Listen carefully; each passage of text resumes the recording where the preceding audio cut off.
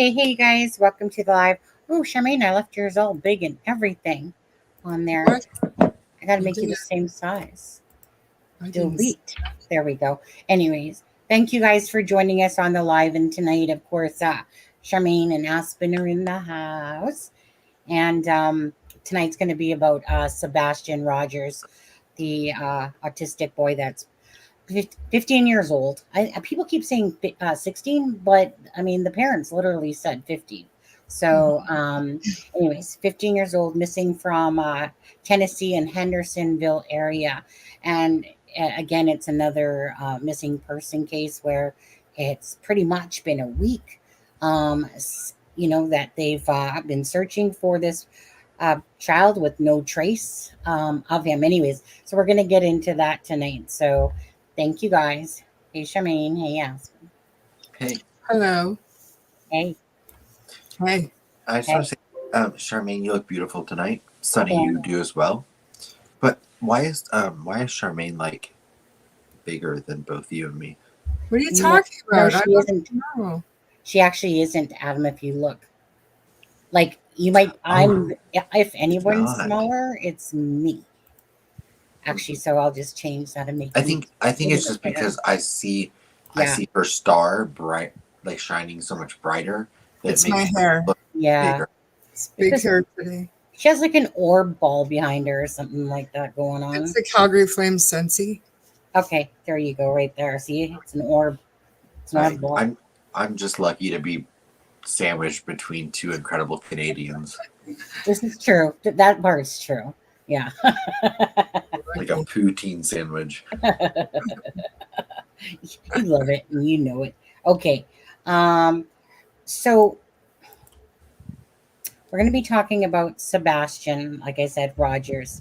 I know that Elijah Vu they're still looking for Elijah Vu as well. And this case right here where it's Sebastian Rogers. So apparently, and I only found this out a few minutes ago, and that's why we were just running a few minutes late, because I literally, somebody on TikTok said, look up the Dutchess, and I hadn't yet. So I went and I listened to that for over an hour long, and Charmaine had put it in the chat, and I was like, oh, that's one that somebody told me on TikTok to go look at, but I hadn't at the time. So I was listening to the parents talking on that live stream. And by the way, if anyone does want to listen to that, I did actually take just mostly their voices only, just because that whole live was like 2 hours long. So I kind of condensed just their voices really into 25 minutes. Then just before this live, all of a sudden I see that there's part 1, 2, 3, and 4 of the parents talking. So I might just have wasted a good hour, well, more like 2 hours, editing when we have it here. Now, but it's a different interview. Pardon? It's a different interview though. Yeah, but they might say the same things in here. Well, they might. Wouldn't it be interesting if they don't? That's what I've heard. That's what I heard. Oh. Which, not to blow, but I'm the one that sent you that. I was gonna say something. I was gonna say something. I did not send the Dutchess thing. I sent the little news clip. Oh, right. Okay. And I didn't know who Dutchess was. I was like, hey, they were interviewed. It was a YouTube channel, and I was like, because I was at work all day, and so I was like trying to do stuff in between, and then I was like, hey, they were interviewed on YouTube. Does anyone know where it is? And then I was like, oh wait, never mind, I found it. Here it is. And you had originally sent it from X, right? Like that was posted on Twitter? I found it on Twitter. I found Rose. For anyone that doesn't follow, there's an account on Twitter. The name is Rose. Rose does really good true crime updates on. So yeah, I think you follow her. Maybe. But yeah, Rose is somewhere that I always like, is someone that I can always count on to have good content, like, up to the date. And she had the interview there because she had transcripts from it, and I was like, oh, this is interesting. Like some of the stuff they were saying. About like we went to bed Sunday night, blah blah blah, and then Yes. So then but I couldn't find the link to the actual YouTube video, and I want to hear everything for myself, as do both of you. So when I found it, I was like, "Oh!" But I still haven't. I literally got off work and came straight here, so I haven't had to listen to it. But the news interview once, Charmaine had sent a clip of in our group chat, and I haven't listened to that either. So part 1, 2, 3, and 4 could be just as compelling. I just don't know what they say. Well, yeah, because I was going to say that because I haven't actually looked back in our group chat in like hours because I was too busy listening.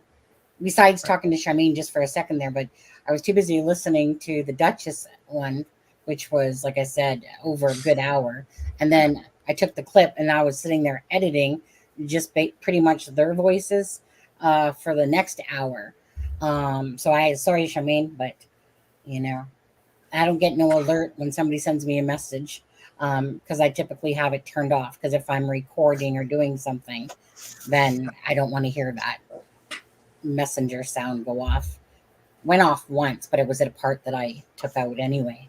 And that's when I was like, oh, mute notification on there. But anyways, so let's start with part 1 because again, let's say yesterday would have been the first time that they spoke that I'm even aware of. Right. And I'm pretty sure that it was the first time, which was like meaning to someone other than the police and friends and stuff like that. When was the because the weekend blends together. Was it Saturday that both the mom and stepdad posted on social media for the first time? It was about 4 days ago now. Yeah. Or was it? It was about 4 days ago now. Was it that long ago? Yeah, because even I was like, oh, okay. I thought it was Friday or Saturday, but yeah. I thought it was Friday. Friday, so like 4 days. And hey everyone, again, thank you for joining the live. So yesterday is when they did that talk with Dutchess. Right. And again, the link is in the channel of this, the description of this video for anyone that does want to go listen to that full thing. But anyways, we're gonna start off with number 1. Again, it's such a sad case. So for anyone again that's coming in that isn't aware of this case, Sebastian Rogers, he's a 15-year-old autistic child that has been missing for over a week, and there's virtually like no clue where this child is. There's no trace of him. There's no anything. Hey, honey, do you need anything? No, from show. Oh, okay. So I think this is part 1. Let me click on part 1 for a sec. Is this part? Yeah, that's part 1. Okay, so I got 4 parts up here. Pony, this is from Hendersonville, Tennessee, just so you know. Yeah. Hendersonville, Tennessee, yeah. Yeah, and he went missing last Sunday night. February 26th. So it was literally a week ago yesterday, or last night. So this is technically 7-8 days that he's been missing. Yeah, so give me 1 second here. I just got to make it bigger. Sometimes one size doesn't fit all. Sometimes it doesn't. To get the job, a one-size-fits-all resume. Skip it. So first, just express. Okay, so let's play this one. Parent, what you two are going Try to boost it. How would you describe the situation right now? How are you coping? Here.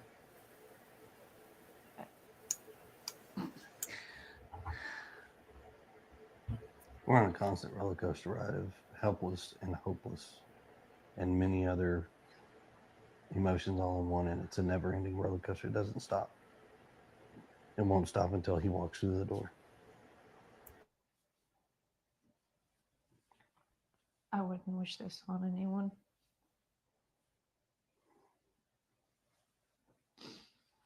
Not anyone. I know we're about keeping hope alive. I'm sure that's in there somewhere. Oh, yeah. He's gonna come home. He's going to walk through that door. And this street will be flooded again with family and relatives all waiting to hug and love him. And that boy's going to have more friends than he knows what to do with when he comes home. So here we are, 8 days now searching for him. Walk us through that Sunday night that he went missing. So walk us through, we've got so many people who really want to know, okay, how did this happen? So kind of just walk us through that night. We were out and about that day. We were having a really good weekend. We got home. Everything was pretty normal. He was playing in his room. When I told him to go to bed, he did. He said, "Good night, Mom. I love you." Said goodnight to his puppies. A little bit later, I wound up going to bed, and when I woke him up for school, he wasn't there. So in your mind, that's usually around what time? When do you normally wake up? Around 6 o'clock? 6. So were you instantly thinking something's wrong, or were you like, he may just be already in the shower? I took a in the living second. room? I took a second and walked through the house looking for him in case he'd gotten up and was trying to get breakfast or something, because he did that sometimes. About 3 minutes in, give or take, I was on the phone with my husband. I said, "I can't find him." He said, "What do you mean you can't find him?" I said, "He's not in the house."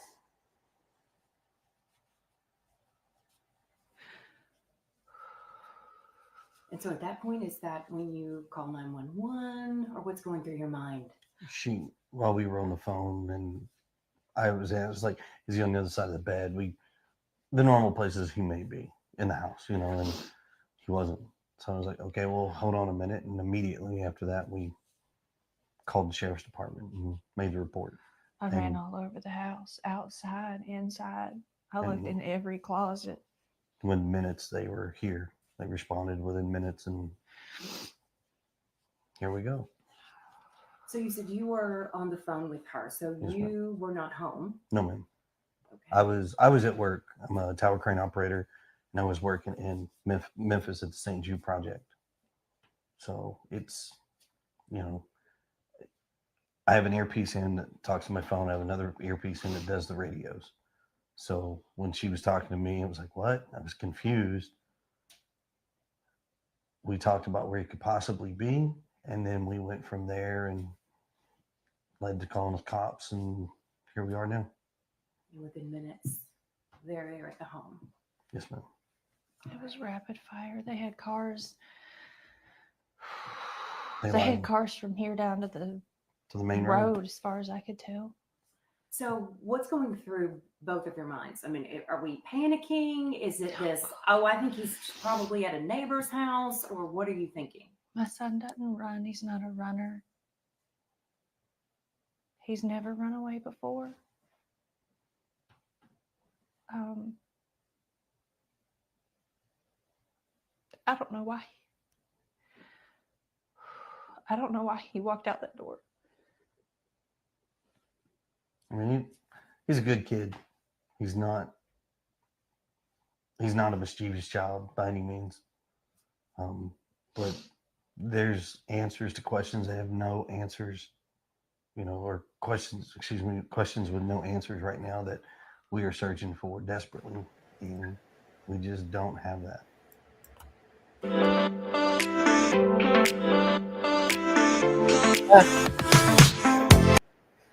Okay. Play it from my premium account so we don't have to deal with your ads, Sunny.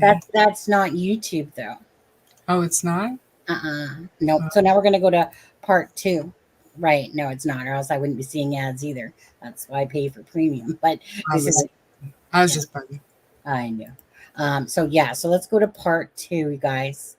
And again, that's Katie and Christopher Proudfoot, the biological father's name, who works for Davidson County Sheriff's Department. That's the one that was spoken about in the interview that we played like last week, where the guy was talking about that the biological father is Seth Rogers. And again, he works for the police department, but it wasn't because Seth Rogers let people know that, in a sense. He just had found that out in happenstance type of thing, but it wasn't like Seth Rogers was announcing it. I'm not saying that in a bad way. I'm just saying it just was brought up in this conversation when he was saying that he had found out that Seth Rogers, actually the father, works for the Davidson County. And of course, he lives in Clarksville area, whereas they live like in that Hendersonville area there. So anyways, so let's go to part 2. And again, for anyone that hasn't shared this to their Facebook, hopefully you guys can share this live to your Facebook, because I think the thing here is, and we'll get into the discussion of it, but like this really, like certain cases spread like wildfire. This one is like doing its course, but I don't think it's spreading like wildfire like some can. And so, for all we know, you could be a couple 100 miles away somewhere. Anyways, very important that we share the information out. The flyer for Sebastian is on the community page, as well as Twitter and stuff like that. So anyways, so this is going to be part 2. There's 4 parts apparently to this, so we'll watch this one. Charmaine or Adam, do you have anything to say before I hit play to this one? No, just hi to everybody that's coming in, and Mrs. Depp, I'm glad you're here, and I hope everything is okay. Yeah.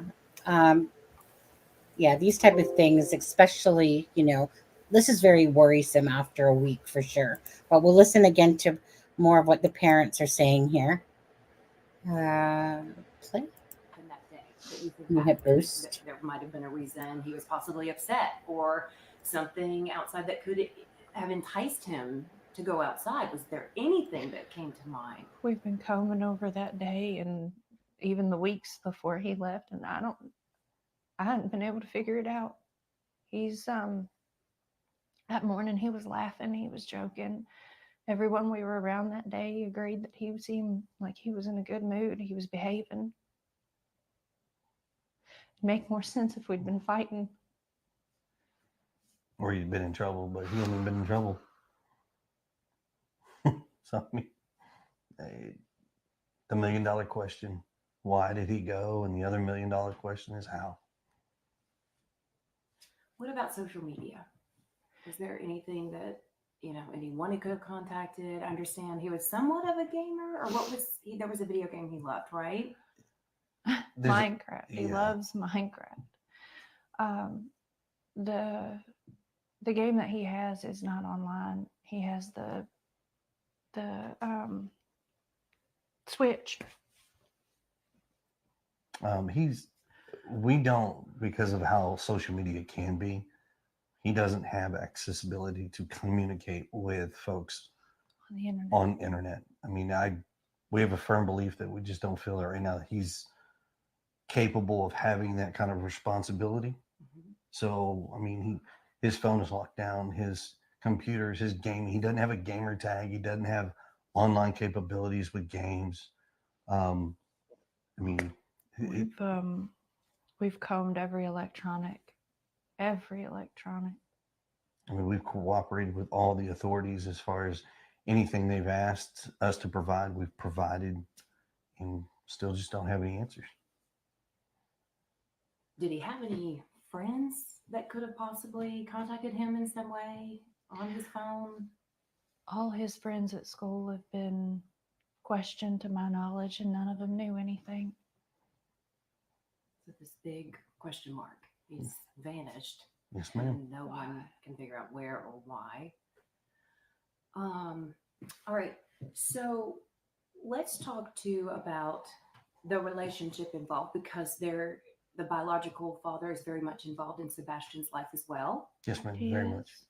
Right. And how would you describe that relationship, the two of them and the 4 of you? It's relatively good. I mean, we talk regularly. He talks to his son on a regular basis, sees him on a regular basis. He's involved in school and therapy. And I mean, he didn't have any extracurricular activities, but I can tell you now, if he did, his dad would be in the front row. I mean, 2 different households. and the communication between the three of us is great. I mean, yes, we're just like every parent. We all have our disagreements, but in the end, we come together as a team and we work and we come up with solutions that as we best see fit. I mean, I'm almost in contact with him almost daily. Let's talk about Sebastian. Tell me about Sebastian. How would you describe him? Sweet, stubborn. He loves to help. He loves running, and he loves to play his games and his fidgets and Uno. Lord, that's one of his favorite games right now. Favorite color is green. Does he love music? Yeah, you guys send green hearts if you can. An eclectic taste. I mean, An eclectic. Favorite color is I mean, green. from as everybody knows, Eye of the Tiger to Eddie Vedder. Oh yeah. Oh yeah. So we got Pearl Jam on one hand, we've got Survivor on the other over here. We've got Taylor Swift, and he's got a big crush on her. I mean, country, rock, no classic. hip hop. We don't allow the hip hop. Well, he doesn't really Well, get I say into it rap and anyways. things. You mentioned he loved running. So did he love the outdoors at all? I mean, would something outside that was somewhat outdoorsy be enticing to him or pull him outdoors? He loves, like, when we were in California and the school had this lap thing to gain money. It was a fundraiser. And every year I did this many laps. I did this many laps. I mean, I've got t-shirts where they would write on his back. Every time the kids went around, they'd mark a mark on the back and they'd keep running. And he just had marks all the way across his back. He likes playgrounds. He hates being dirty. He don't like being dirty. Yeah, he's not your tomboy style child where he goes outside and plays in the mud. He loves animals, but he's terrified of bugs. Oh yeah. Wow. Okay. I mean, even a fly, and he's like, oh! Sometimes one size doesn't fit all. If you want to get the job, a one size fits all resume won't do. Okay, so that is. Oh, hi. We're up close and personal. We don't want to be that close and personal. Okay, so now we're going to go to part 3. There's 4 parts for anyone that's just coming in here. I think this is part 3. Yeah, part 3. This one's 6 minutes and 11. Highly functioning. Boost that You all sound. described him as having a form of autism. He does. But just describe that to our viewers too, as far as his way of thinking of things and maybe how determined It was about certain things. Sunday night. His mindset. And he's got a stubborn mindset. If he believes it's this, he gets on a one-man track and he is just on it, and he is all about it. But I mean, he's very smart. He's I mean, he can play chess. He can beat adults in chess. Wow. So he loves playing games. What about navigation? Did he have a sense of direction? Do you think he could have possibly even hitched a ride or gotten a ride on a bus or some sort of transportation? that is a speculation that we don't have an answer for. Just directionally, he knows he could guide you from our house to his dad's house. Yeah. He could get from like this house. I think he can make it up to Culver's ice cream. He can go to Culver's. Well, the boy loves he knows malt. where Culver's is because Culver's has malt. Uh-huh. He loves malt, extra malt. Every time, extra malt. Now, how far away does his dad live? Clarksville. His dad lives up by Clarksville. So he could guide someone all the way to Clarksville. Mm-hmm. Oh, wow. Okay. So a pretty keen sense of direction, at least with certain things. Familiar routes. Yes. Familiar routes. Okay. Familiar routes. I mean, if I took him another route going this way, he would not know it. He goes up there so often that he knows how to get to his daddy's. We know that. His dad works with him as far as, well, we're going this way, we're going that way, and keeps the same thing, and it works out. So let's talk too, because earlier Chris, you and I were talking, and you were saying that there are a lot of people who are harassing both of you. What of any of that do you want to address? What do you want to say to any of these people? Just that you don't know. And I don't wish you to ever know. I would say it like this: everybody has an opinion, and it's perfectly okay to have that opinion, but you're not in this situation. You don't quite understand. I wish people would step back, take a different, wide open view, and not assume what they know. It's just better to stick to the facts. If they have questions, all they have to do is ask. And I pray genuinely that no one ever goes through this. Just be kind to people. I mean, it's real simple. There are some people who have been talking, because I know this is part of the harassment. Is there anything you want to address about this child custody situation with the previous? So I have a current case that is ongoing in another state. We've requested that case to be sealed because there are some individuals who have taken upon themselves to put stuff out there that they don't quite know, which all they have to do is ask, I'll tell you. But because of that, it has nothing to do with our son. It has nothing to do with the situation. I just people would respect that and then keep an open mind. It's totally different. If Sebastian is able to watch this, and maybe he's watching this as it airs, and if he is, what do you want to say to Sebastian? What do you want him to hear from you right now? Oh gosh, that we love you so much and we want you to come home and you're not in trouble.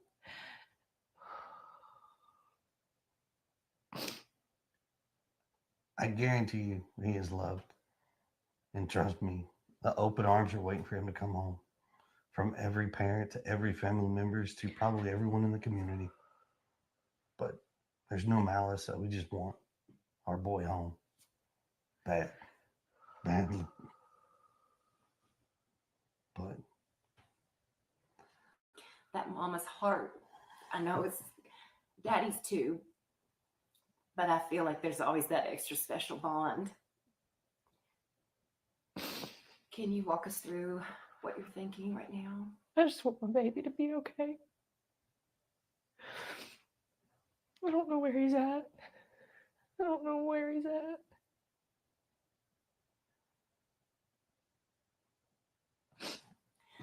Let's talk about the community, because I want you all to know, even my church body, I mean, we're all praying for his safe return quickly. What do you all want to say to the community? Thank you. with everything from the bottom of our hearts. I would not have imagined how far this has gotten, but there's no way to repay the gratitude, the love that we felt from the community, the prayers. But thank you. But don't stop looking. Yeah, please.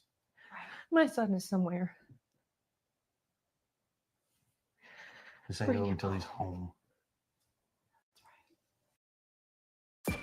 Say you get 2 new.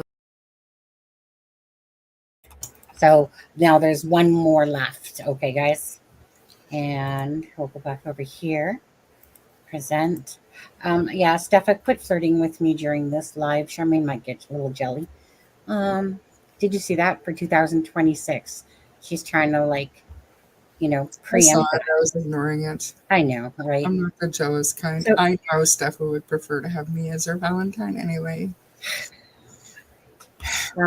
Adam, 2026, me and you. Adam left with Kim. Oh, what about Lincoln? Okay, last part. I will say, I do like that. I do like that shirt. I'd wear that. I'd just roll those sleeves up a little bit. His blue one? Yeah, I would just roll the sleeves up. It's nice. It's a nice color. Yeah. It's a nice color. And so we'll get to those questions. We're just going to play this last part, you guys. And so far, pretty much, Adam, I just want to say that some of these questions that they're asking are very similar to what they had said to the Dutchess. I'm not seeing any red flags at all. But let's put this last one here. The search itself, because we know thousands of miles have let me boost it. Been traced and retraced. We've got hundreds. I think it is. We've got volunteers. We've got law enforcement from within the state, from outside of the state. I mean, do you feel like they're doing as much as they can? I mean, you all have been right there in the front seat, seeing everything that's underway. As far as I know, they're doing everything. Anything and everything has been an option. They have brought in assets and resources from various counties, potentially other states. I mean, I don't know how much more they could do, but we're grateful for everything they have done. They're amazing, but they still haven't brought my baby back. They will. They will. He's out there somewhere. So it's one day at a time, getting through this and bringing him home. What is the reaction to the fact that somehow his image hasn't been captured on any video? I know that it was very dark that night. I mean, it gets dark around here at night in general, but so far we haven't found him on any camera footage to prove where he's at or where he's gone. I know that they're looking, and I went asking everybody and anybody that has cameras, trail cams, stores, to check even from before he went missing, just to see if there's anything at all. I understand there was a request for video, any sort of footage of Sebastian from earlier in the day on Sunday before he disappeared. That I don't believe we can comment on right now. That is not something that I believe we're privy to at this point with law enforcement. That is something I would definitely direct back to them. But I mean, there's all kinds of requests out there. There's thousands of hours of video that they are combing, and we're just hoping they'll find something. And I know this is so sensitive. What do you say to people who inevitably end up pointing their finger back at you? We were talking earlier, and I mean, are you both in the clear? I can tell you that Mom, myself, and the father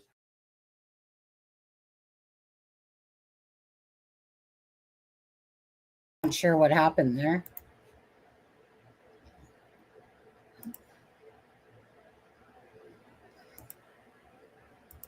What the heck? Pause. It's like it just stopped. So cooperation is there. I mean, weird. What do you want to say to our viewers? Anybody who's watching, we've got a lot of folks in this community and in other counties just throughout the state as well. What do you want to say to them? Look at her rocking. Help spread the word and keep searching, and thank you. And just if you think you see him, call him in. Thank all the viewers, everybody that's helped from across the board. I mean, everybody has been tremendous. Call his name. Yeah. He'll answer, and if he doesn't answer, he'll look, even if he's not being verbal at the moment, because he can talk, but sometimes he don't talk. Call his name. Tell him to stay put. He could be on the move, so keep checking your properties. Yes. Like, the search is never over until he comes home. That is for sure. So smart. But thank you for everything that everybody has done, has volunteered, the continuous efforts. I mean, it's like I said, I've never seen something to this magnitude before. Our community is amazing. We're all praying, hoping, and searching for Sebastian's safe return for that day. Thank you both. Thank you. That is the last of that one. Now, you know what? There's a 2-minute press conference thing. I'm just gonna play that before we get into the chit chat of the of you guys over there as well. Okay. So let me do that. YouTube. This one? Yeah, it's this one right here. It's like 2 minutes and 31 seconds. Hey, good afternoon. I'm Eric Craddock from the Sumner County Sheriff's Office, and I'm the Chief Deputy here, joined by Ken Weiner, the Director of Sumner County EMA. Wanted to come to the public and give you guys an update on the search for Sebastian Rogers. Last Monday morning at about 6:30, Sebastian was reported missing from his home. Since then, we've conducted an extensive and exhaustive search around the home, looking for any evidence, any trace of Sebastian. At this time, the decision's been made to scale back on the ground search operations.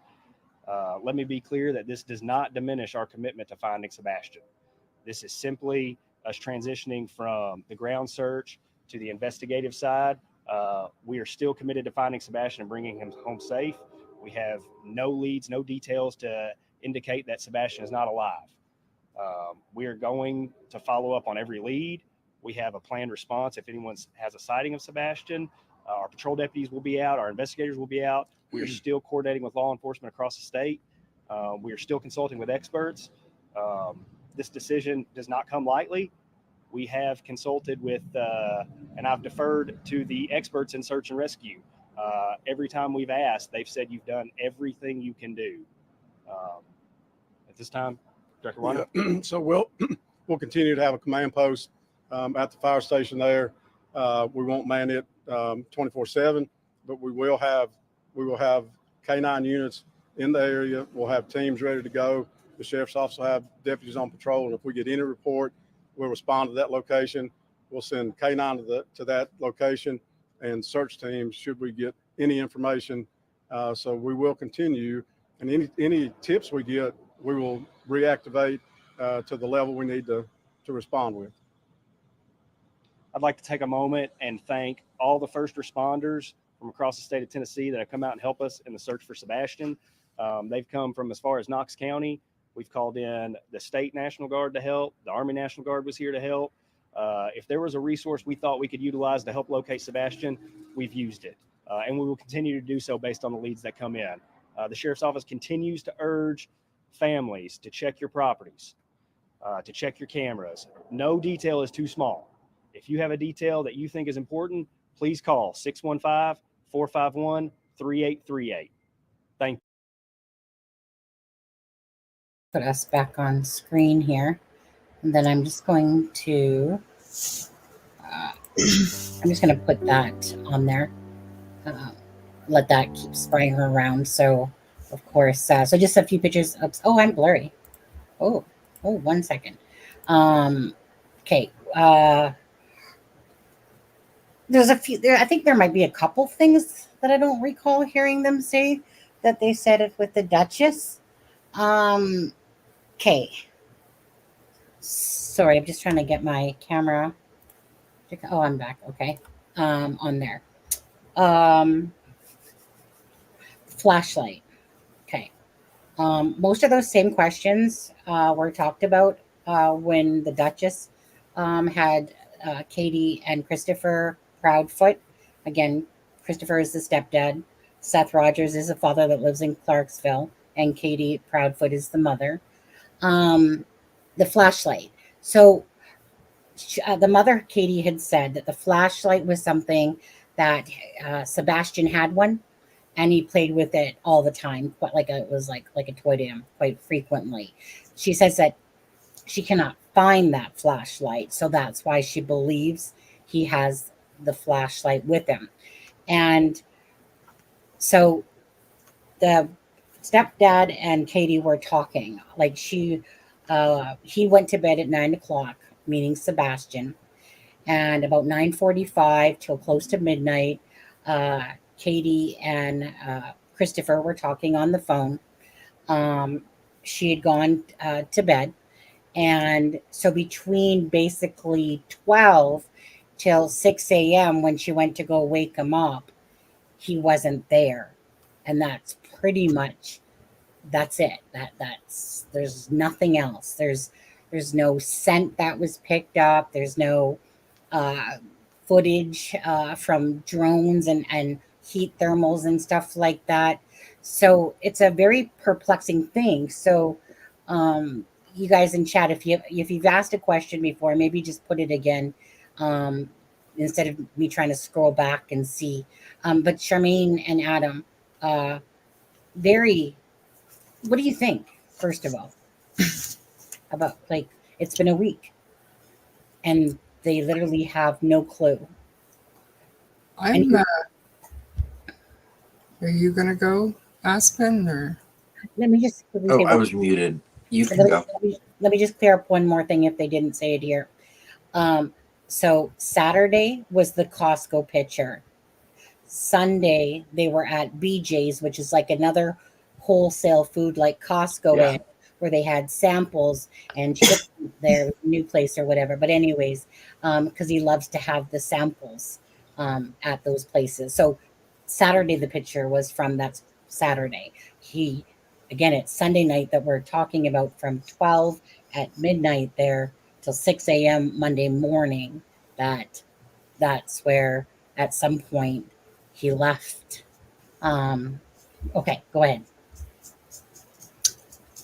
Well, I mean, after seeing these interviews and listening to the Dutchess interview, my feelings about the parents are much more clear. That there is genuine worry and genuine anguish that Yes. mom is feeling. But I'm going to go someplace that I haven't heard anybody go yet. Okay. Skylar Neese, Chandra Scheer, Rena Verk, Gemma Hayter, and scores of more teenagers that are lured out of their house by so-called friends, and it doesn't end well. So sorry. What was I was looking at Travis's comment there. What was the last part you said there? You said all these names, and who are those persons? Those are all cases of teenagers who are lured out of their house on the pretense of just hanging out with friends, being one of the cool kids, and being beaten or whatever, and it doesn't end well. There are a few where a disabled friend or handicapped in some way friend is lured out to be part of the cool kids for whatever reason, and kids can be cruel, and that's unfortunately where my mind is at right now. If the family is cleared, the boy, I mean, he would have been scared, but I don't think he'd be hiding for 7 days. If he's not in the waterway or anything, then I don't know. Right. I mean, it's we're not talking about a huge place here. Anyways, Adam, what about you there?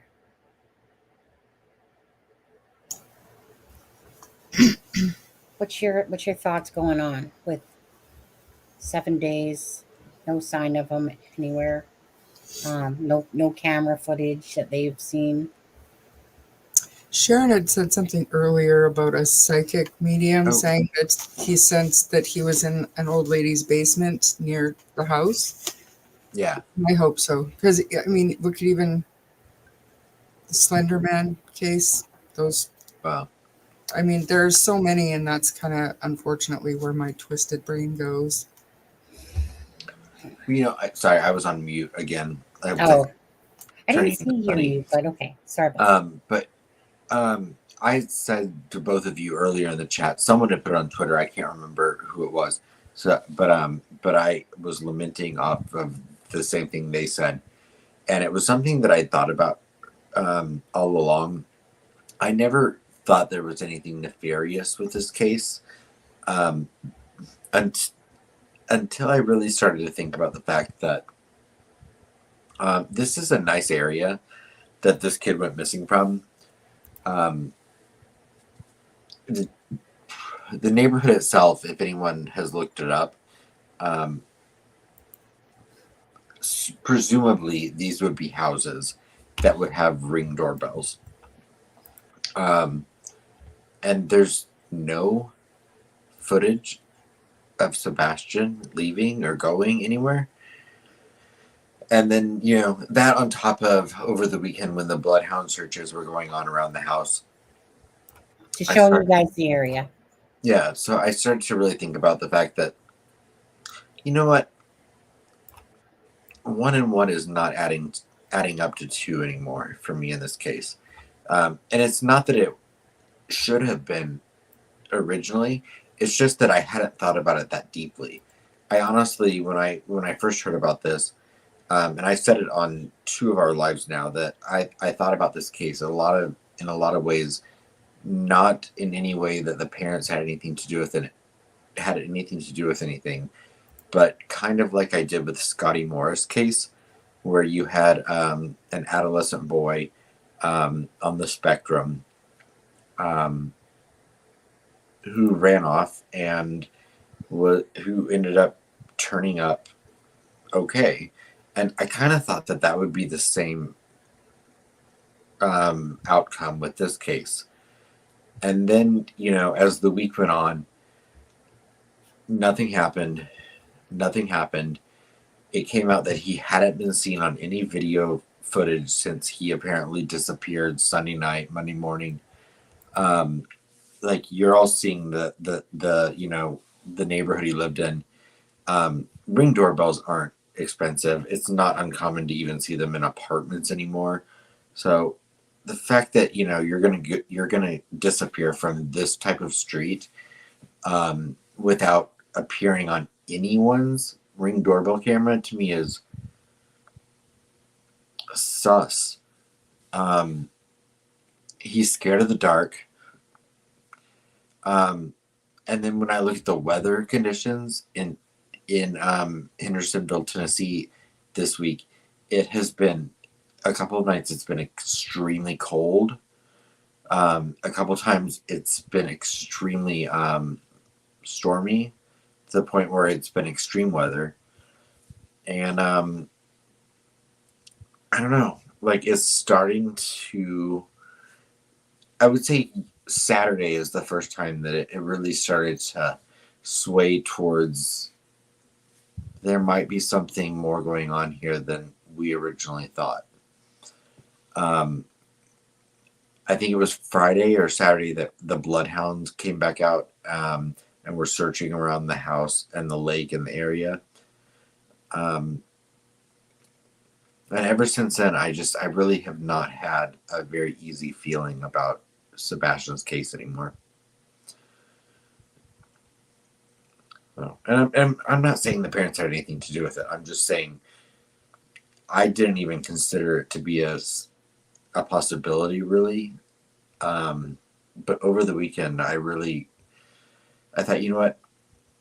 New facts have to give light to new possibilities, and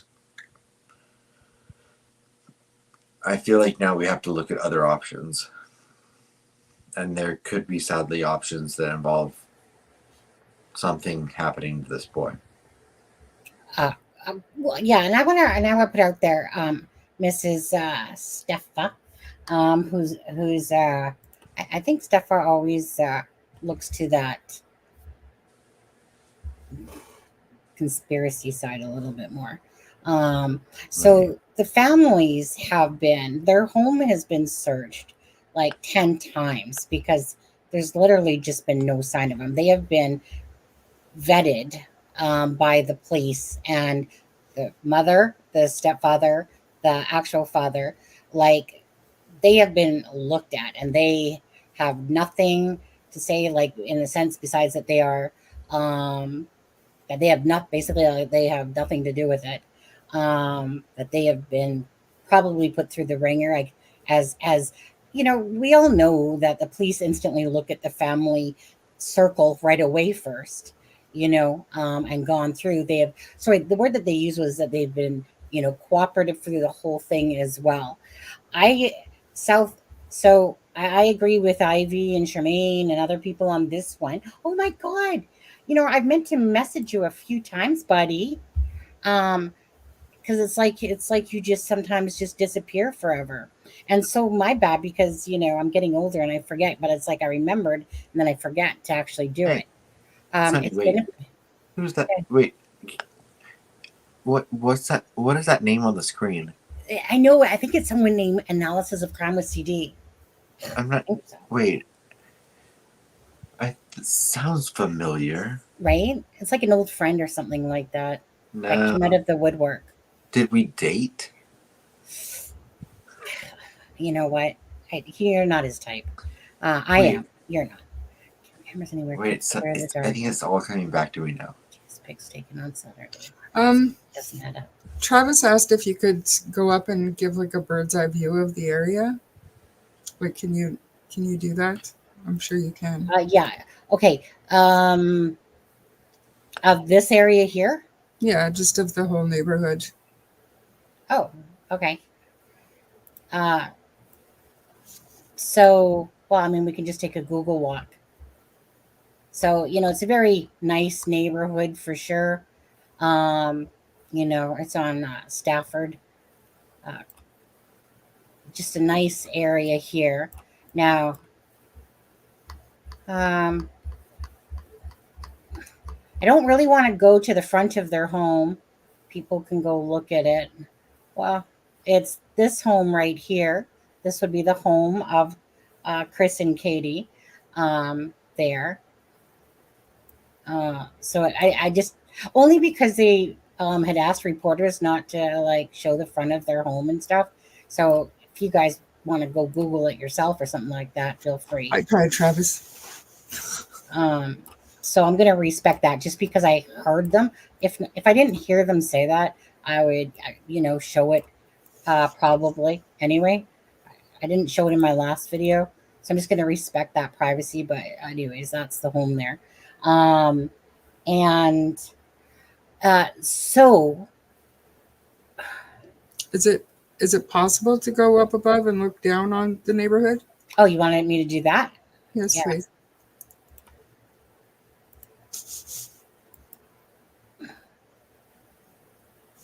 Here you go, Travis. What do you want to look at? There's no like bodies of water or anything anywhere near there, hey? Not really, eh? What were they talking about then? Well, there's like little river things, like little bit of Yeah. water here and stuff. But there's not no big lake. It doesn't look like or anything. There is a pond near their house, though, isn't there? Yeah, like there's a few little pondy Yeah. things. I was like, there's definitely water here because we saw them outside the house, like.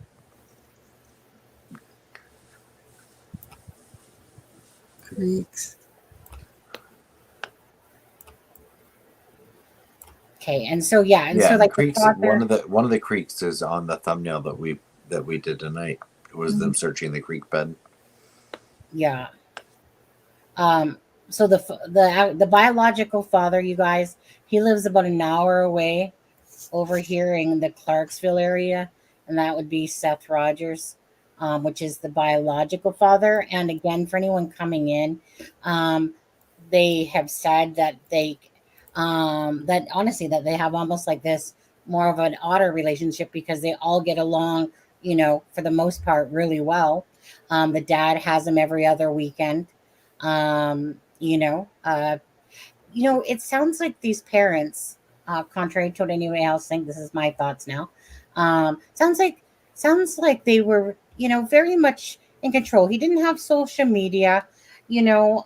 They know that social media is definitely like a bully thing that goes on a lot with kids and stuff like that. But anyways, you know, like they seem to be doing to me like the right things. And then, so like they said, like everyone's wondering, well, the $1 million question is like, why? You know, like I don't get no vibes off of the parents at all. Myself, I think that's soothing. Absolutely. Listening to her mom on the Duchess, um, to me, I could just feel devastation in her voice. Myself. Anyways, I'm not leaning towards any parents here whatsoever. You guys can have your own thoughts on whatever you guys think. I mean, right? I mean, that's the way it works.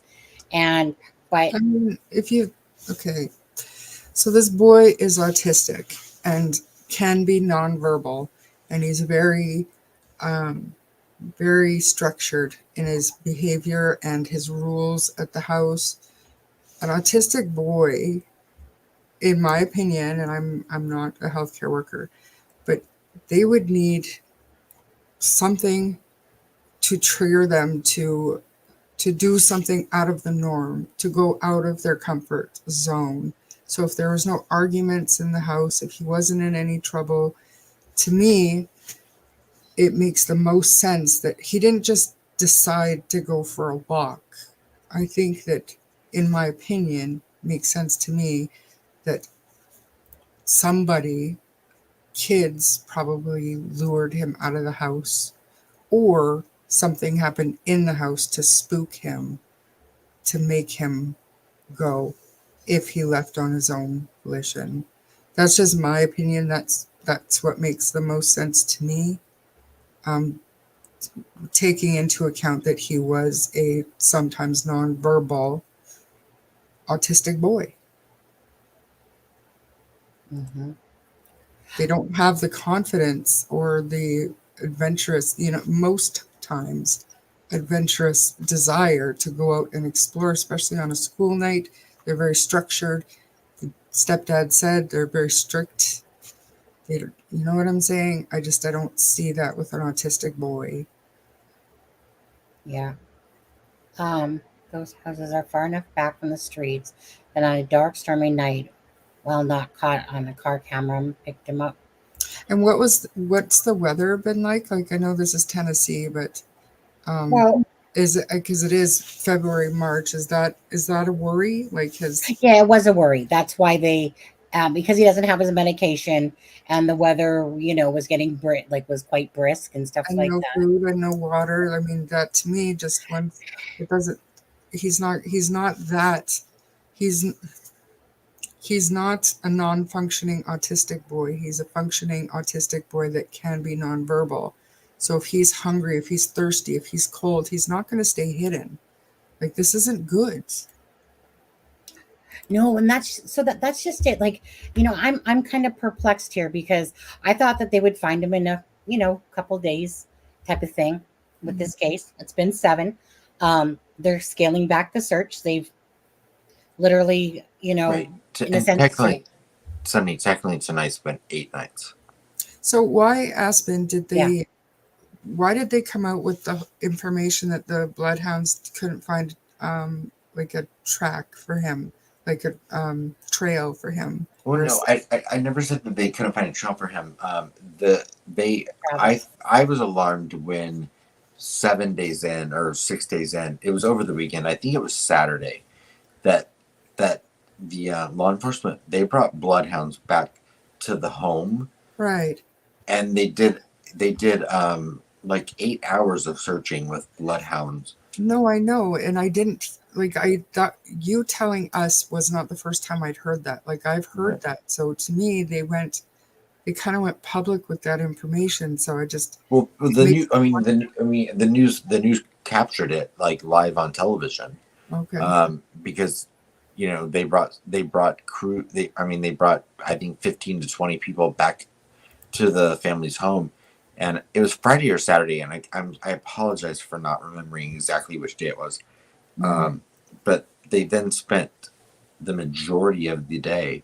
I think it was Friday, but they spent the majority of the day searching around the home and the immediate vicinity with bloodhounds. And anytime you have a case of a missing child where you see a concentrated area of a search, people are going to pay attention. And the fact that, that they return to the home with bloodhounds makes me think there has to have been a reason. Well, they've on the news, it said that they've been there 10 times. And But just so that I'm crystal clear, we don't know if there are any ring cams or anything in the area. We know that we haven't seen anything, but do we know for certain that there are none? Because Anne was or somebody was just asking where would he meet friends or whatever, and literally right outside his window, right outside the front door. We know that on the record, law enforcement has said he has not been seen on video surveillance since he disappeared. Mm-hmm. And that's why I said I find that odd, because when I look at that neighborhood, I don't see how you get out of that neighborhood without being captured on film. Well, to me, I kind of see it somewhat, because how everyone has Ring doorbells. Yeah, but it's at nighttime, and if you're going out the back side of your place, and you're coming across the back of the homes, I don't know. I know. Then he's very close by. Then still, I know. It makes and that's what I mean. So I mean, if he's not close by, he should have been captured.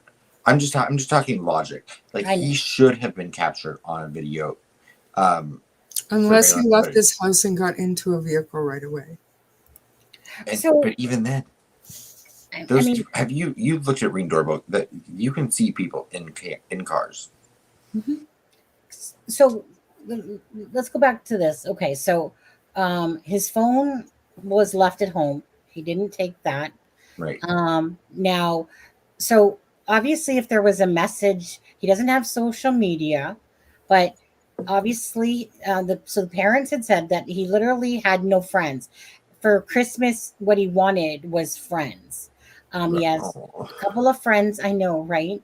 And at school, the mom said that he literally has a couple of friends. Now, there's stuff that was a few more things that were said on the Dutchess interview, where they answered a little bit more, and the flashlight was one of them. And so if he barely has any friends, and they would have searched his digital, his phone for any sort of messages or anything, I don't know. I just feel like he actually did just end up leaving the house, but why? Yeah, why? And like I said, when I brought that up, that was strictly because of the other cases that have happened over the years where kids just sneak out of their house because the cool kids have invited them to go somewhere, and it's literally a plot to assault them.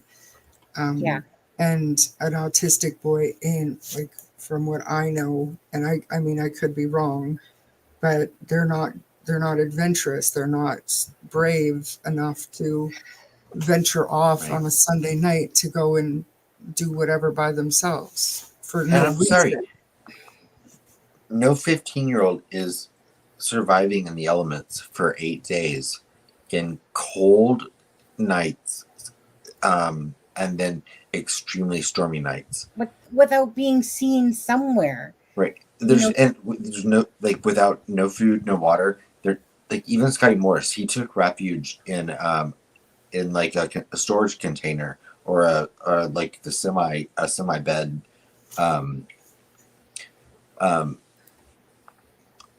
And so I'm saying this kid, I don't think he just took off with friends. I don't think that he left with anyone. I don't think he left the area in a car voluntarily. I don't know. It's very, very perplexing. I did not think that there was anything nefarious to his disappearance the first couple of days, but ever since towards the end of last week, I really started to think something has happened to this kid. What about siblings? Well, that's what I couldn't remember if about siblings, because he said so he has another child that he's doing custody with, but I can't remember. Does anyone remember hearing? Or Are let you me. talking about the birth dad? No, in the house, I'm wondering. Yeah, in the house. Right. Hold on. And remember the birth dad is was he a sheriff? Yeah, he works. Seth Rogers. He works for the Davidson County Police Department. So does Seth, or no, Sebastian Rogers have siblings? Let me just see if it comes up with anything. Because I'll be right back. Wait, I am the aunt of Sebastian and Wayne Drake Rogers and the sister of Seth Rogers. Okay. That's a GoFundMe thing. Okay. And and the stepdad said that he was actually out of town working that night. Right. Correct. And can I be really clear? I'm not saying that I think the parents had anything to do with this. I'm Right, just saying But that, if the boy's not going to leave the house on his own, right? And I think we all agree that it's highly unlikely. They didn't track a scent outside of the house, so you're not left with a whole lot of other options. No, but I also am not going to. But I also don't. I'm not going to blame people that could be completely innocent at this point. Absolutely. I notice human behavior, like CD just mentioned. I did mention I noticed that mother was rocking very very soothing. Noticeably. I mean, that's self-soothing. Do I think that was to cover up any and guilt or something? No, I just it could just be the fact that she's at a loss for behavior, but the possibilities of what happened are closing in for me really limited. And I mean, do they have an attic? They probably searched. Well, they've been there 10 times. So, I mean, the options are limited, and I would love to brainstorm on what possibly could have happened if he never left that house on his own. Right. Well, Sonny, remember how many times they went to the house? Sonny, remember how many times they went to the house of the kid in Texas that was missing for 11 years? Mm-hmm. Yeah, but he was there. Just did he remember not the mom?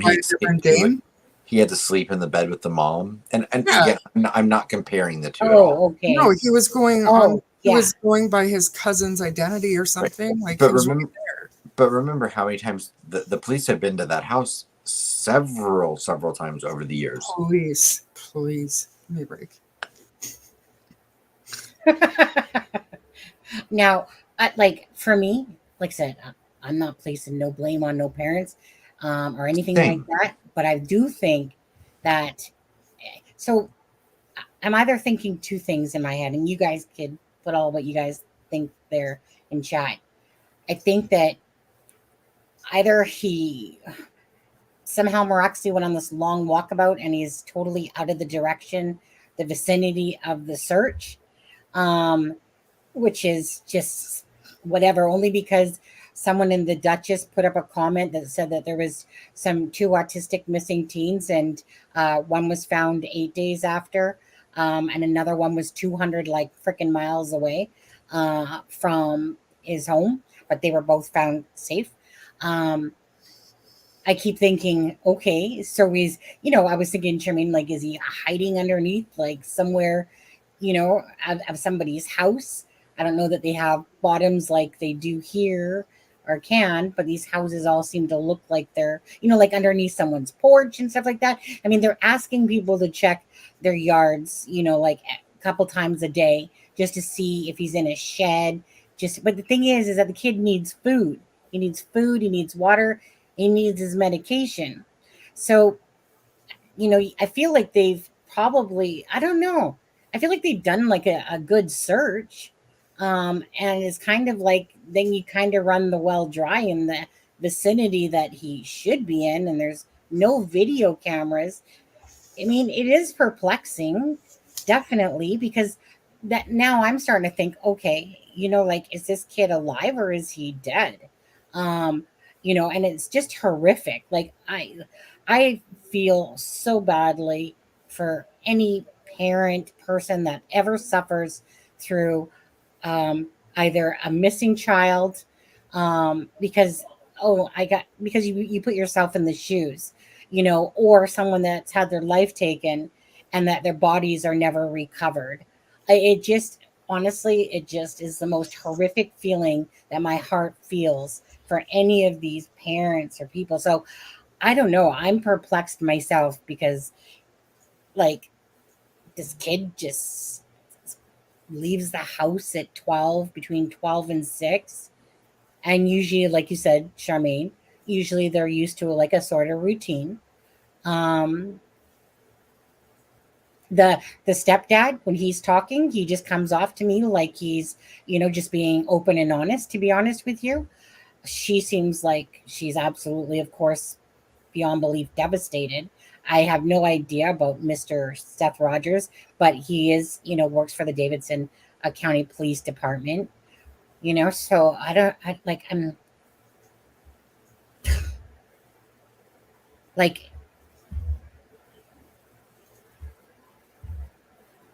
What do you say? Like, I mean, there's no. I'm just playing devil's advocate when I say the boy might have left with friends or was lured out by teenagers or got in a car or something. Like, those are literally the only options that make sense. This autistic boy is not just going to go, it's not like he got in a helicopter and flew right. off. And he's not Bilbo Baggins. He's not going to go on an adventure on a Sunday night. It's not going to happen. So out of all of those things, what are we left with? We're left with something happened inside the home. And there are many, many reasons why some mothers can, I don't know, like, agony is agony. A death of a child is the death of a child. And, her agony could be something, we're not reading it right. I don't want to say anything like that, but there's not a whole lot of options left. And what Aspen says is perfectly right. Like, it's a beautiful neighborhood. The chances That these places have ring door cams is highly unlikely. You guys, these people get their freaking Amazon packages probably stolen from them. Most people have a Ring doorbell cam just for even that purpose. Well, and for safety reasons nowadays, for sure. But that there's going to be a ton of Ring door cameras in this, area. These are affluent type of homes, really, or at least what I would consider. That definitely aren't shit shacks. Nice area. What's it mean in news? He was last seen near Stafford Court. So he was seen? No, in the news. Yeah, I don't think so. I don't know, Travis, that we've basically heard that there's like nothing, that the parents would have said it. The parents would have said it on the 4 parts that we watched. They would have said it to the Dutchess, about that. So I don't believe that to be true at all, because the parents literally are just speaking on to the news media tonight. They spoke on a YouTube channel called the Dutchess, or Dutchess is what it's called. So they would have said something like, but their last point is saying that from 12 to 6, 12 at night to 6 a.m., when she went to go wake him up for school, he wasn't there.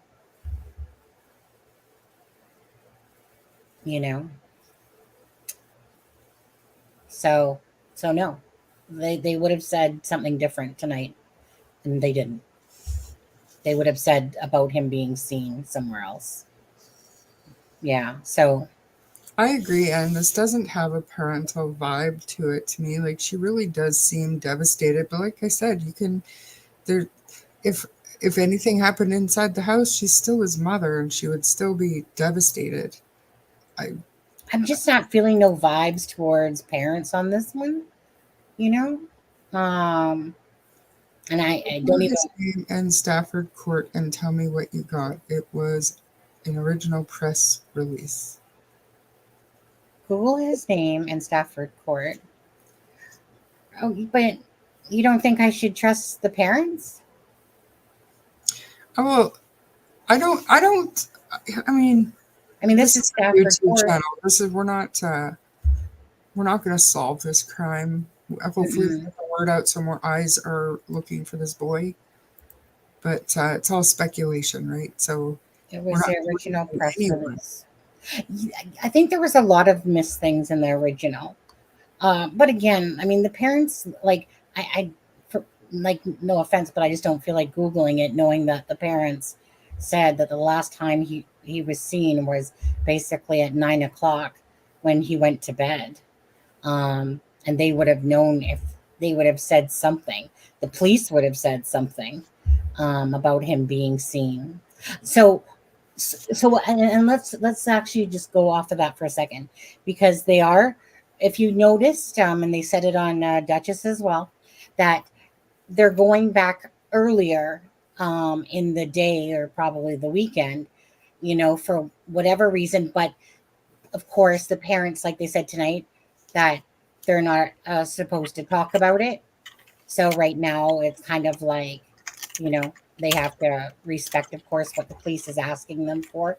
So they're going back to, obviously footage of earlier that day on Sunday and perhaps on Saturday even. Yeah. Well, this is their street right here. Like, this is Stafford Street. Like, this is, like, that's their home right there. The parents of Katie and the stepdad, Christopher. Costco earlier, Miranda. Remember, Costco was on Saturday. For anyone listening, Costco was on Saturday when that picture was taken at Costco, and BJ's was on Sunday. They had gone to BJ's, to another Whole Food place, and to eat some samples and stuff like that. Good night, Steffa. All right, don't let the boogie monster get you. Just saying. So Stafford Court is Stafford Court is like right here. Like right here, right there where it says Sebastian's home, which is on Stafford. See? Stafford. Stafford Court. This is their home. Yeah. Is that what you mean? I'm not sure what you got meaning over there. So he was saw that on the Amber Alert. Or yeah, I think the Amber Alert. Say it again, Charmaine.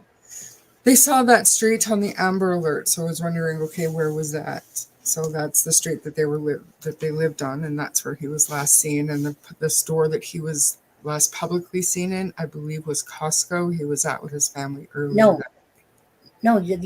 Okay, I've said it twice now. You must not be listening to me, Missy. Well, I am, but you're kind of all over the place with the map. I'm trying to watch and read. No. It's all Costco. over. He was at Costco on Saturday, not Sunday. No, okay, not earlier that day, that weekend. I apologize. Oh, yeah, okay. So The Saturday was Costco, where the picture was taken, where he's sitting there having lunch.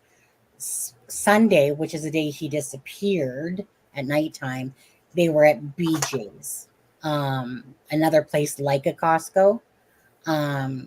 So that's the last time. So whenever somebody's seen him in between that, so the mother's last time is around 9 o'clock. So publicly, it would have been at BJ's or maybe after that. That part we don't know, because they're not going to give us that unless somebody was a neighbor and goes, well, I saw him at, 4:30 or something like that. So, yeah. Yes, Miranda. Yes, he was last seen publicly Sunday at BJ's. Please don't me Sunny. Well, that's all we know. Like, he could have been seen after that, but probably not, but maybe, So depending what time they went there and got home, and if a neighbor saw him get out of the vehicle, which is plausible. Or, like, you think that, like, the ring door camera, somebody's would have spotted, like, there would be video, like, they probably have their own video camera, you would think, at the front of the house. Yeah. So who knows exactly what time that was, or when somebody else seen him. Did you answer my siblings' question? I don't know the answer to that. Mm-hmm. Yeah. I can't remember if they said it or not in one of those 4 videos. I feel like there was something vaguely that came up, but it's like I missed it if it was there. I was trying to Google it.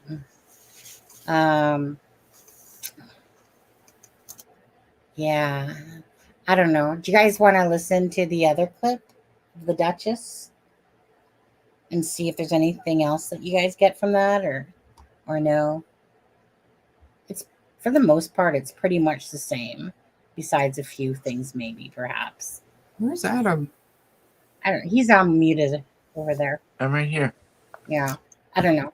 Did you guys want to listen to it? Did you miss me, Charmaine? I'm just used to you talking. She picks on me when you're not here, so you have to be here. I don't like it. It gives me vibes that I don't. It's just. I mean, it's hard with this case because it's like I don't get vibes that the parents are involved either, but there's woods here, so they're like let's take a look at this too. There's some woods here. Let's kind of come down here. So his home is right here. Let's just go back to that. And then there's all this wooded area here. Like, that's a lot of effing woods. There's a pond thing over here. So he's not too far from that. But anyways, let's go back down to the road for a second here. Boing, ba boing, ba boing, ba boing. Travis thinks he's in those woods to the south. Well, hold on. If I gotta turn my thing then. Did they have dogs down in there? So if we go south, that's this way. Google Maps. So, okay, so these are the woods he's talking about. So his home is here,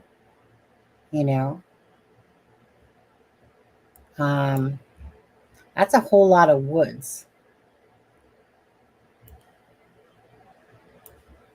Someone got a nice house. Yeah, That's Kay Weber's. Yeah. Yeah, she probably owns a whole lot. Yeah, I mean, that's the closest. And then there's some woods over here as well. This seems like the most likely way to go, if anything, if he did.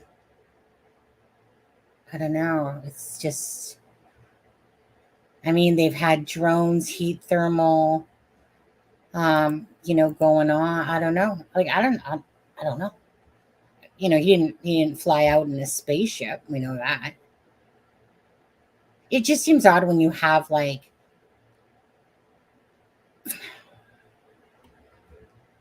no footage, nothing, no scent, no dogs picked up a scent.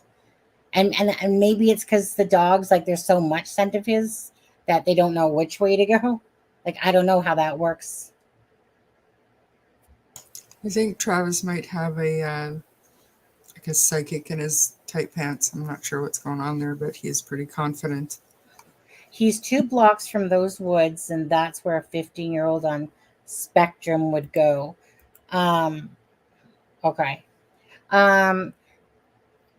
Okay, you guys, let me play the clip again, because even for people that might have missed the actual clips or whatever, you guys, so if you need to go to the bathroom, get yourself a drink or whatever, but let me play that.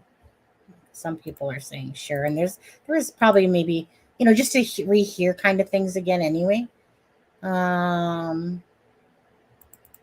Okay. Tell me what happened the day that Sebastian went missing. I know that his mom said that he was having a good day. He had a great weekend. So do you want to walk us through what that looks like again for everybody? He did have a really good weekend, actually. When we come home from having supper that evening, he was playing. When he went to bed, when I told him to go to bed, He's Okay, so she says, when we came home from having supper that evening, I wonder if that was at BJ's. Remember, the stepfather's not home. I wonder if that was at BJ's that they had the dinner. said, "I love you, Mama," and he said, "I love you, puppies." A little later in the evening, I myself went to bed, and when I went to wake him up for school, he wasn't here. Sebastian does not have a history of running. I mean, the young man doesn't go outside very much. I mean, everybody in the neighborhood knows him. He is very to himself, so to speak. Between the hours of 12 and 6, he has basically vanished. Walked out of the house, the door was locked and gone. He didn't take a phone. None of his shoes are missing. Now, you told me that night that, now, Chris, you were at work. You were out of town at work, Yes, so ma'am. you were not even home. Correct, ma'am. And Mom, you fell asleep on the couch about 10 o'clock, but you said that Sebastian went to bed at 9 p.m. and then you got up off the couch and you went to bed, and you said that was around midnight. And nothing was unusual at that point. Everything seemed okay. There's actually a piece of, so to make something very crystal clear, so that way there's transparency across the board. Me and the mom were on the phone at 9:43 or 9:46 in the evening. We stayed on the phone for quite some time. The call logs have been verified by all the police departments, TBI included. We stayed on the phone. It was very lengthy. Mom did slightly start falling asleep while she was on the couch. I had said, "Hey, you need to wake up, put the dogs up, go to bed." Now, mind you, that was right around midnight, just before midnight or right around midnight. Mm-hmm. So then Mom does go to bed and wakes up early in the morning to go wake her son up, get him ready for school. And now we have a worried mom who can't find her son in the house. Mom made an effort to look and search several times. Mom has called me at the time and asked me, she was like, "I can't find him." I was like, "Do what?" And she goes, "Yeah, I cannot find him." I said, "Well, hang on." I made the phone call and reported it to the sheriff's department because that's what we're supposed to do. And within 10 minutes, the sheriffs were dispatched to the location. He doesn't have a social media. Okay. And the only friends that he had were a couple of kids in school. Okay. All the kids that have had any interaction with him have been interviewed and asked. Okay. We as parents know how social media can be, Right. and seeing how kids can be easily manipulated. He's very young in mind. Yes, he may be. Right. He's about 15, and he's 15 in age in his body, but his mind is not caught up to his body. But that is something that goes through with autistic children, as everybody would know. Right. But for the record, I am a very strict parent. He does not have social media, not in our household. He doesn't online game. I am. Oh, by the way, just quickly. So yes, Anne, she said he went out, like there was no shoes missing. If you guys hear a little bit of clicking, that's because I guess my mouse has like a sound to it or something. So that's me because I was doing other things, multitasking, while I was recording this. But apparently my mouse has sound. So the clicking is that, okay, guys? Do you know if was the door unlocked in the morning? Did they say? No, all he said was the door was locked. They locked the door. So I don't know if when he came home, if he came in and locked it, or if it was already locked. That's the only thing that they said, that the door was locked. And yeah, the stepdad is talking, Travis, Christopher Proudfoot, and the wife, but he's mostly doing the talking on there. I'm pretty strict when it comes to that kind of situation. I mean, it's pretty simple. This boy has a very large family that everybody is asking the question, "Where are you? We love you, and please come home." So currently, as of today, the National Guard was also brought in to help with the search, but they have had fixed wing aircraft, helicopters, horseback ATVs, side by side, door to door, scouring every neighborhood possible. The outreach from the community and various counties has been extremely welcoming loved. I mean, it's. We've been told this is probably one of the largest searches that they've conducted with so much input that it's a case to be studied for sure. Um, Nothing is off the table as far as abilities. Could the young man get on a bus? I'm sure he could. We've never done it before. We've never rode a city bus, so I don't think he understands the process. He doesn't have any sense of money. He may have, like, let's say, a $20 bill in his hand, but he doesn't truly understand what $20 would get him. He's good Right. at math, but he doesn't I understand. understand time and money. Correct. I mean, I can tell you this. His father's very much involved in his life. Yes, very much involved in his life. The relationship between all three of us as parents is not your common one. I mean, me and the father talk on a regular basis. We call each other, we talk. Hey, if we heard anything, how's he doing? Is he acting up? Um, I mean, it's not, there's no really animosity in between the parents. He loves playgrounds. Yeah, he loves playgrounds. I mean, he loves to play. I'll give him that. Friends wise, He wants friends. Sebastian, his idea of his friend is right now is what he has two kids that he talks to at school, but he is extremely socially awkward. And so it's very difficult for him to make friends, which has been this boy's only lifelong dream. I mean, he Christmas, what do you want for Christmas? I want friends. Birthday, I want friends. Anything that he could do to get a friend, he would love to do it, which is potentially dangerous because that could open up doors if for somebody to say, "Hey, I'll be your friend," and potentially cause harm. Our entire neighborhood and surrounding neighborhoods have voluntarily and with generosity given up any video footage that they've got. I mean, they have let the departments come in and view and monitor. So as far as cameras, everybody has turned over everything. There's thousands of hours of stuff that they are combing through to try to find an answer. Probably knows the route to his father's house, so maybe he was in the process of heading in that direction.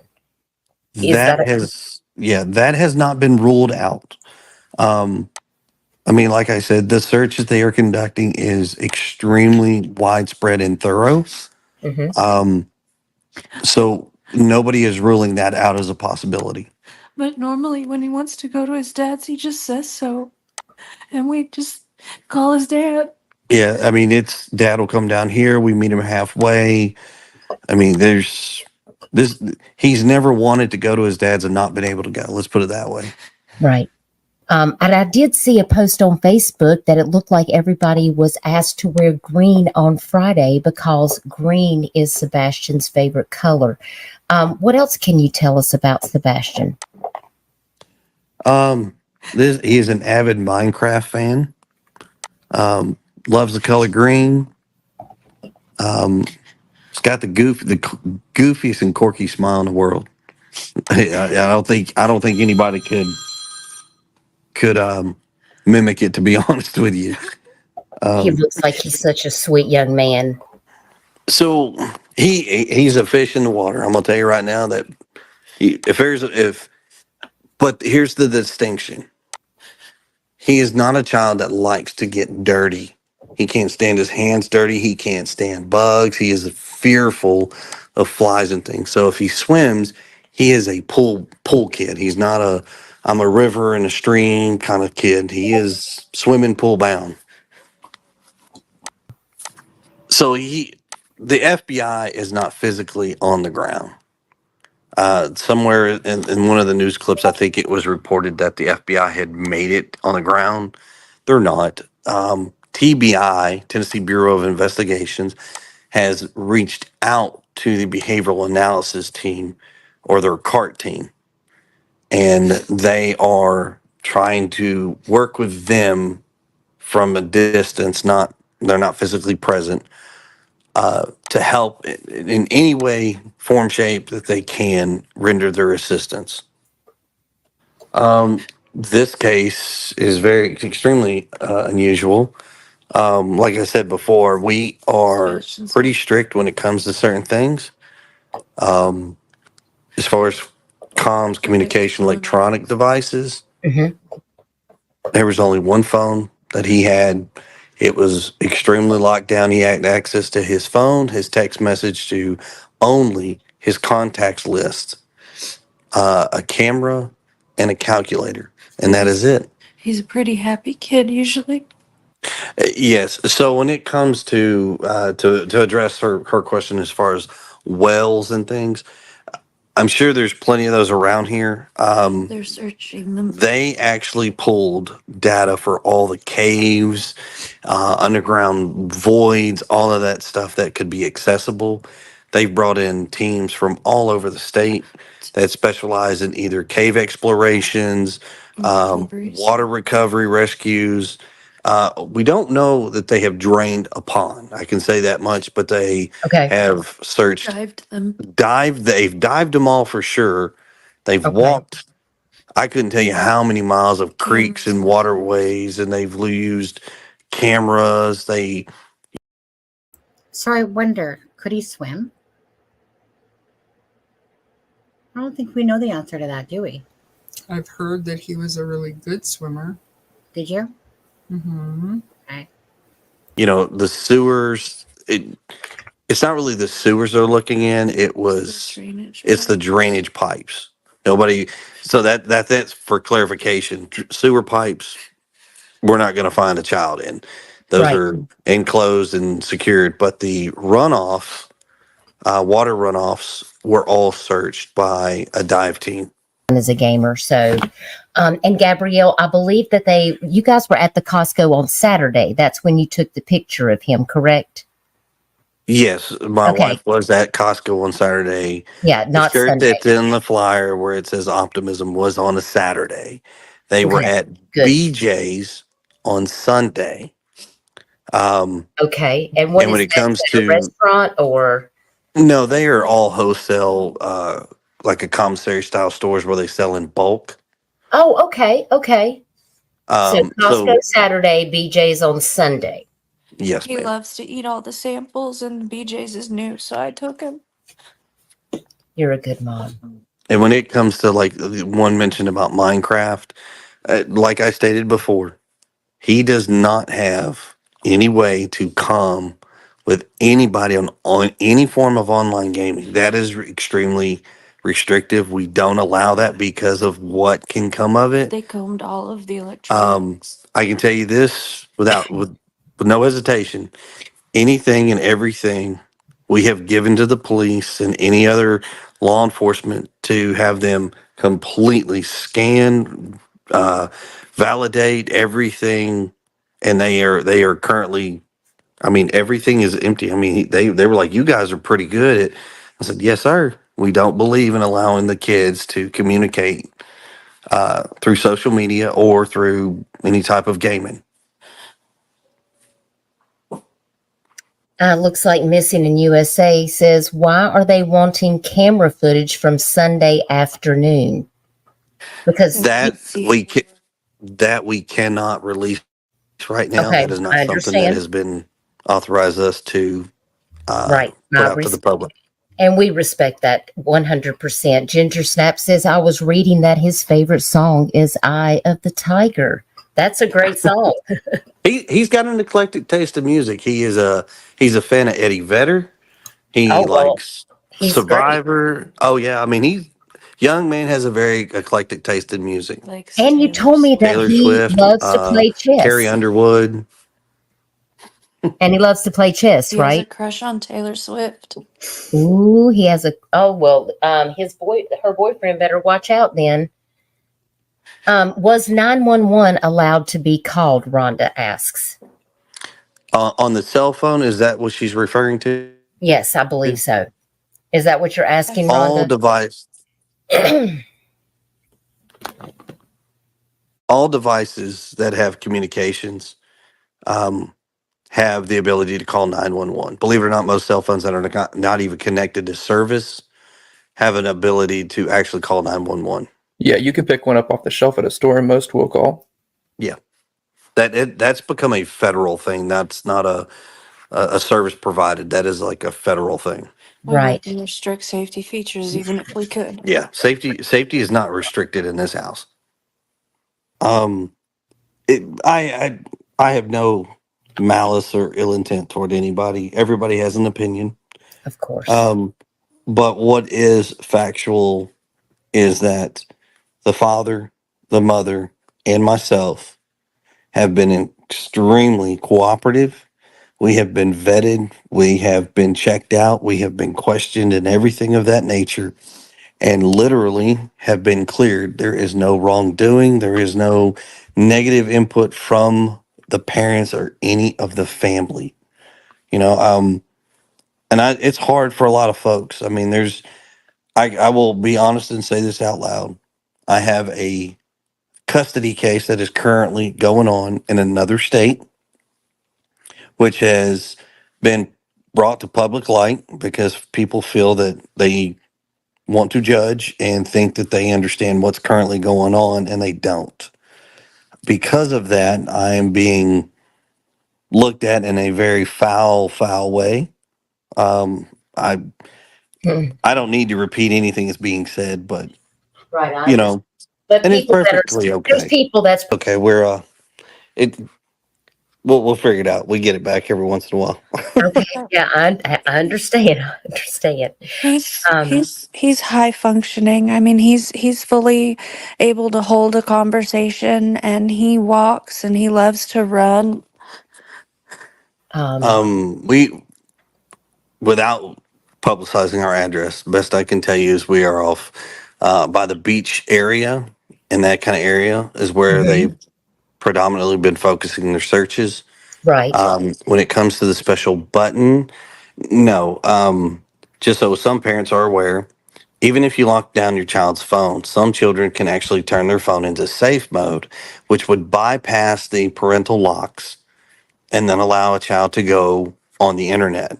There is a way to block that. You would have to look that up. That's too much in depth to go into, but no. Just to clarify as well, there was a lot of things that they asked to these questions, and I cut out most of what that she had said, which is the Dutchess, just because it would have made for a really long video. So I'm just kind of, for the most part, giving the gist of everything that they basically talked about on that live.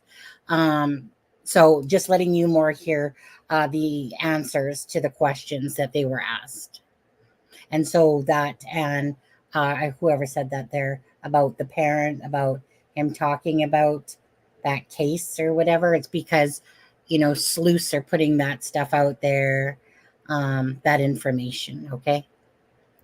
I mean, when I say we're strict, we lock it down. We lock it down. Okay, well, that's good to know. David Bryant, thank you so much for being here. David says, hey, one question. Do you think he would have stuck to roads, or do you think he could have went off into the wooded areas? That is that's hard to say. We don't really have an answer, but all I can say is every avenue is being searched, regardless of woods, roads, anything. Everything that can be searched is currently being searched. Reckless Ellis, thank you for being here. Reckless Ellis says, I'm not saying he did this whatsoever, but I did see a screenshot from Facebook where he yelled at the news and told them to get off his property. Is there any truth to that? Well, Reckless, I'll let them speak for themselves, but if the news was on my property, I might yell at them to get off my property too. So I have not spoke to any news crew that have been physically on my property. I have spoken to a news crew that was down the street and just asked them politely, do not film my house. They were filming the police doing something, and that was perfectly okay. They gave me the words, we shook hands, and politely moved on. So, no, I mean, as far as yelling at the news, no. I do believe Chris said that earlier. And did he typically take his phone places with him, guys, or did he normally leave it at home? Believe it or not, it was actually a struggle to get him to carry his phone. he's not like your typical teenager. He's not these kids that, got to stick their head in the phone. He's not. He's not glued to it. He's not. Because of his restrictions, he knows that what it's for. It's a tool. It's not an entertainment device. Um, I mean, he had his struggles with doing basic, simple things. And I mean, it was a constant reminder, a constant this. And all three parents have been extremely positive and constantly trying to get him like, hey, we got to do this, bud. We got to do that. Take your phone. Take Trying your to phone. teach him to be responsible and to think about it. And then Julio, I can contest. I mean, we worked together out in San Diego, so he's amazing. Uh, when he referred to Julio there, it's because there was somebody in chat named Julio that said that Chris Proudfoot has been nothing but exceptional and kindness to his kids and family. That's why he had said that there. Now, Janice, I appreciate you being here. How did they know he took a flashlight? Well, I asked that very same question today, and I was so glad that Sebastian's mother explained it to me, because when I read that news article, I was like, well, how did they know he had a flashlight? Do you want to tell us about that? One of the first things that was asked is because he left when it was very dark outside, was if he might have taken a flashlight. And he actually has one that he plays with regularly, and I can't find it. So it's likely that he took it. Okay. Jason asks, thank you for being here, Jason. Does he have anything that he holds on to? Anything that he has to have with him at all times? Something that keeps him calm when he has it? He has various fidgets that he changes out and plays with. Have you noticed any of those are missing as well? Honestly, it'd be impossible to tell. He plays with paper clips and pennies and Legos, things that several could go missing and it wouldn't be noticeable. We'll talk about that and try to get those worked out as soon as possible. Is there anything else that you want us to share? Is there anything else that you think that we have not covered, Trev? Is there anything that you want to add to this conversation that you feel that we've missed? Well, I just want to encourage people to keep going. It's, keep the hope up and keep sharing his picture, keep sharing his story, keep sharing his flyer, keep praying that he returns, and keep listening to what we're told by authorities, because they're out there looking and they haven't stopped and they won't. We all play our part in different ways. If you're on social media, simply sharing his flyer. If you're here on YouTube, simply interacting with a video that has his information. Whatever it is, do it for Sebastian. Okay, that's the end of that. I'm just going to bring that back to stage. Okay, so is there anything in there, Charmaine or Adam, that stood out to you? Yeah, I forgot about the shoes. What they say about the shoes? Sorry. That there was none missing. Yeah. Yeah. I'd heard that. That's right. Didn't I hear that they weren't sure if there was a pair that they didn't know about or something? Well, I mean, they just did this interview today. So I'd like to know more about the Sunday afternoon footage that they're not allowed to talk about. Yeah, right. So what do you guys think? Do you think perhaps they saw the kid talking to somebody at BJ's by chance? Possibility. Right. I think, Charmaine, you said maybe someone followed them. And again, that kind of what we were talking about. We're all going off of information that we're given by law enforcement and by, the families, whatever. But, so to me, when I'm saying that something doesn't make sense, I'm like, is it just because there's a piece of information that they're not giving out? And is that why they're scaling back? Right. Well, no, clearly there's a reason they're scaling back. Mm-hmm. I mean, no law enforcement agency is going to take the liability of scaling back 1 weekend to an investigation like this unless they have a reason to think they should. Because can you imagine if Like, you know, well, I mean, with anything, they a weekend they don't say, oh, we're scaling back to a recovery operation. They just don't do it. At what point, if they don't think that he was abducted, do the elements and his lack of food and water weigh on their decision making on what kind of search they're conducting, I guess? I'm saying 8 days with no food or water. If he is out there as a child, I would think. Sorry. No, that's all I was going to say. I don't know. I don't have a good feeling about any of that. And see, I think that they would, before they scaled it back, I think they would amp it up. Because I think your natural instinct with a search and recovery for a child that's missing, that you legitimately thought was out there, that could be found, that had not met foul play, I think your natural response to that, after you had exhausted, let's wait for him to come back on his own, let's blast Eye of the Tiger, and see what happens. I think your natural reaction to that would be to expand the search before you scaled it back. And what I'm seeing is that they've scaled it back. And I feel like that has to be for an intentional an intentional reason.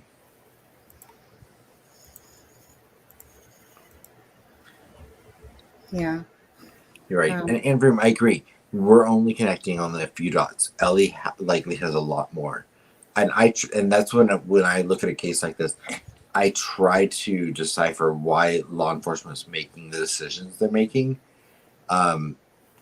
Because I understand that I don't have all of the information they do. Yeah. I mean, obviously they want to go back there for a reason. If they can't find anything from that point, they definitely need to go back. Right. I'm curious. I am curious what this says a bit here, because I don't know basically shit all about autism. For the most part, I don't know anyone in my vicinity of life that has had it. Can never see Andrews. You can't, Lacey. You can't. You got her blocked or something, Lacey? Oh. Ivy, I'd like to know what, without going all pandemic on me, what personality type I am, and Sunny and Aspen. You should tell us what personality types we are. And I will say really quickly, what like Ivy had said about where is it? Not a recovery. So yeah, no. So not a recovery, but in the press conference tonight, they did say that they're considering that there's foul play, and that this missing teen investigation could pivot. Right, to foul play. Could pivot to a criminal investigation. Right. And it could. And maybe and to me that speaks volumes. If law enforcement is going to come out and publicly say that speaks volumes. Mm-hmm. I'm interested to see. Ivy, whoops, accidentally closed that off. Share screen again. I'm a type A lone pony. Wait, hold on. Now I'm curious. Am I what type of personality am I considered? To be honest. And Adam, and come on now. Oh my gosh, you guys! I am not a type A personality. It's exactly what a type A personality would say. Calm down. Would say about that. That's yeah. you. That's you. Yeah. I'll pass on that. No, come on now. Go ahead. Just having fun with it. I don't care. You can say whatever I am. Charmaine, let's just watch you melt down over those. Well, I would like to know what's like what I would be deemed as for I've personality. always thought Charmaine was pretty uptight. What's everyone else think? No, I'm kidding. Uptight. What's a B personality, Lone Pony? What's a B personality, people?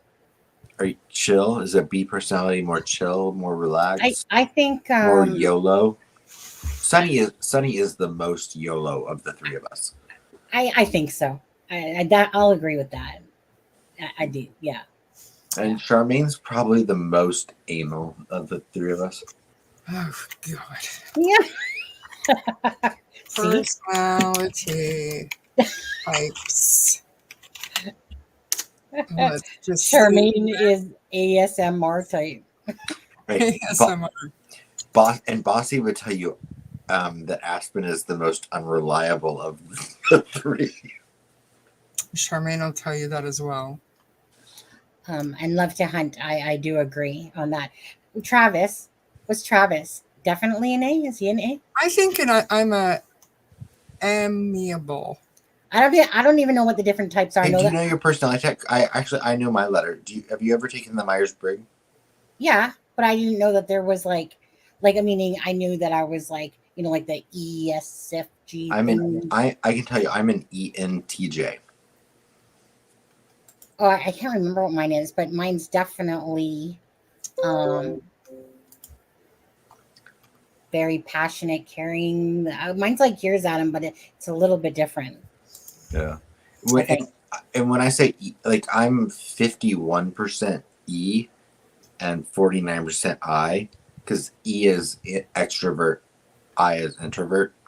So I'm right on the cusp of introvert, extrovert. Totally an extrovert. Here says type A is more prone to stress, whereas B is more relaxed. I would like to say I am the least stressed of anybody. Well, usually when I'm stressed out, like 26 hours of a 24-hour day. And me. You are. Me? No, you're constantly stressed out. No. You are so stressed out all the time. No, I mean, the life gives stresses, but do I let it really affect me overly in a day? No. Aspen doesn't give a fuck about anything, so he's B as well. Yeah. Now, see. Oh, that's not, I give an F about everything. Give an F or whatever. So I'm an extrovert, and I'm an N, intuitive. And what's T mean? Thinking. What's the other one? Feeling. I'm a feeling. ENF. And then it's either J or it's judgment or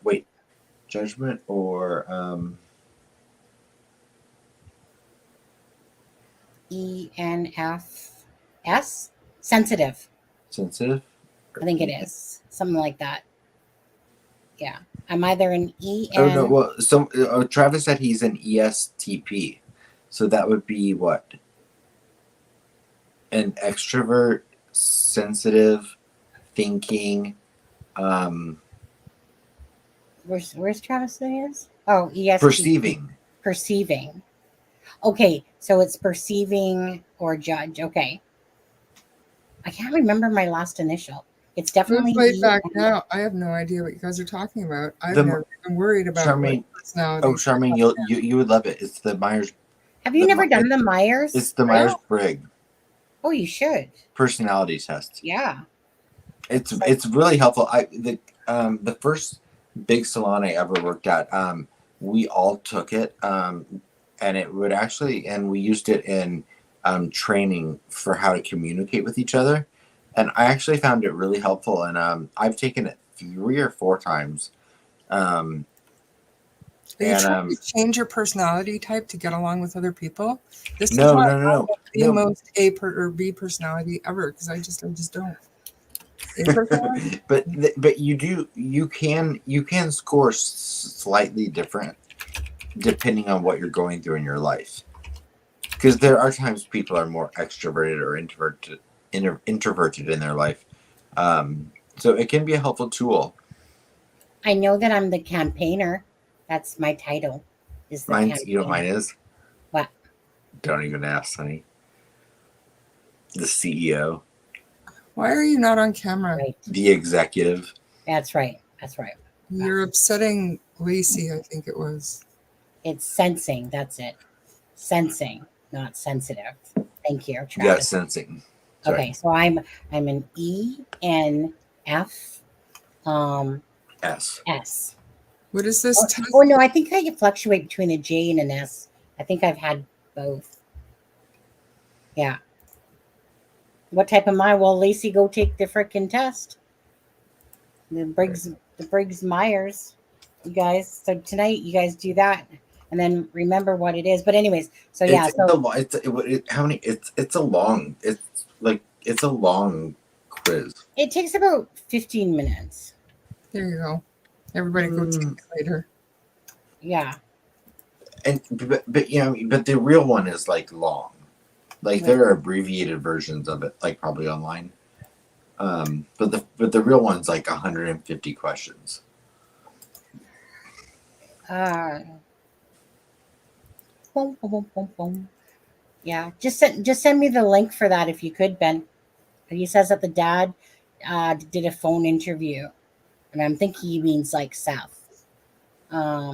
See, what was Travis again? I want to see. I forgot. Travis was. Miranda. Miranda's an ESFJ. That's interesting.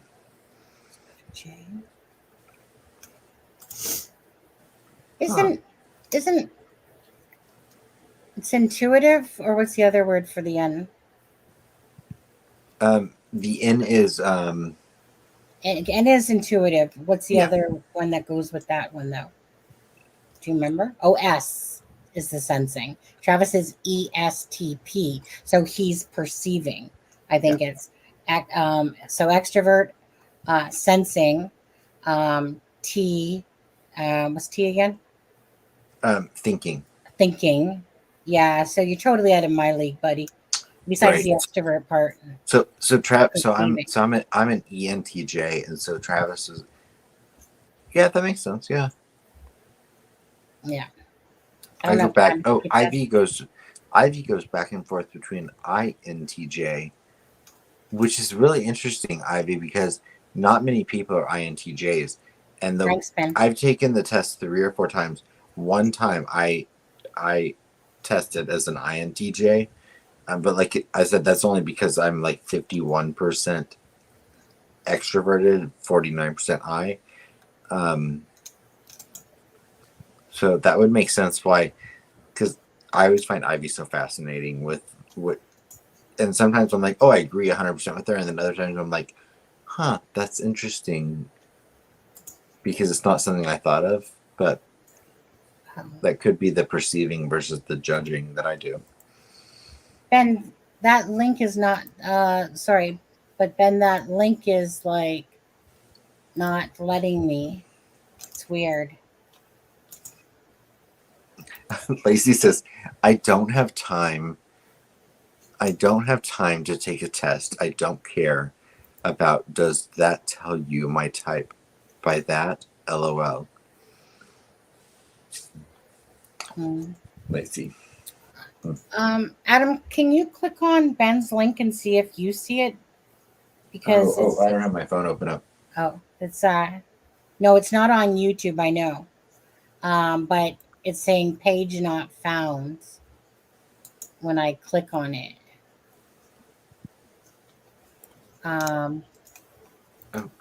Actually, I need to plug my phone in. I'm at like 4%. Hold on a second here. Percent. This is what it's saying. Page not found. Our apologies. The content you requested cannot be found. So I'm not sure if it's because I'm Canadian.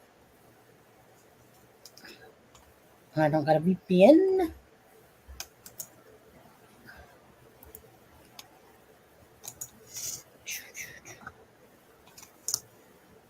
Yeah, you want to take the free one. The free personality test one.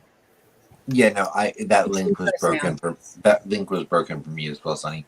I'll be right back. I've got to go find my charger and plug my phone up. I'll be right back. WZTV. What's WZTV? WZTV.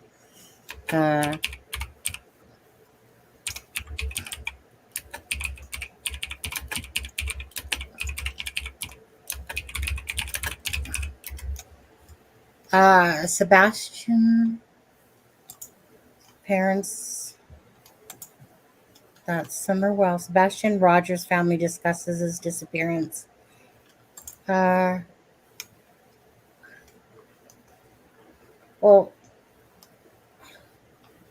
let's see what this one says. Step guys. Gotta go through an ad.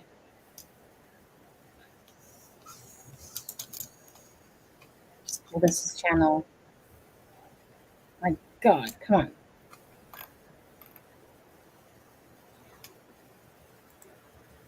Okay, let's just see what this one says. Hey, sign up for a newsletter. I don't think so. Get off my screen. Let's see what this one says.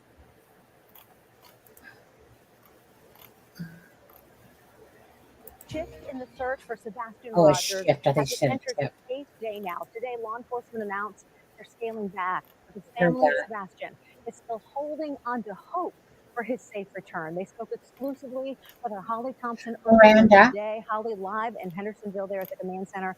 Oh, Holly, how are they doing? Mine's an endo, Miranda. I'm a I'll tell you, obviously, campaigner. very emotional. Sebastian's mother, Katie, she broke down several times during our interview today. I mean, as you can imagine, this just touches that mama's heart, and she wants him to come home.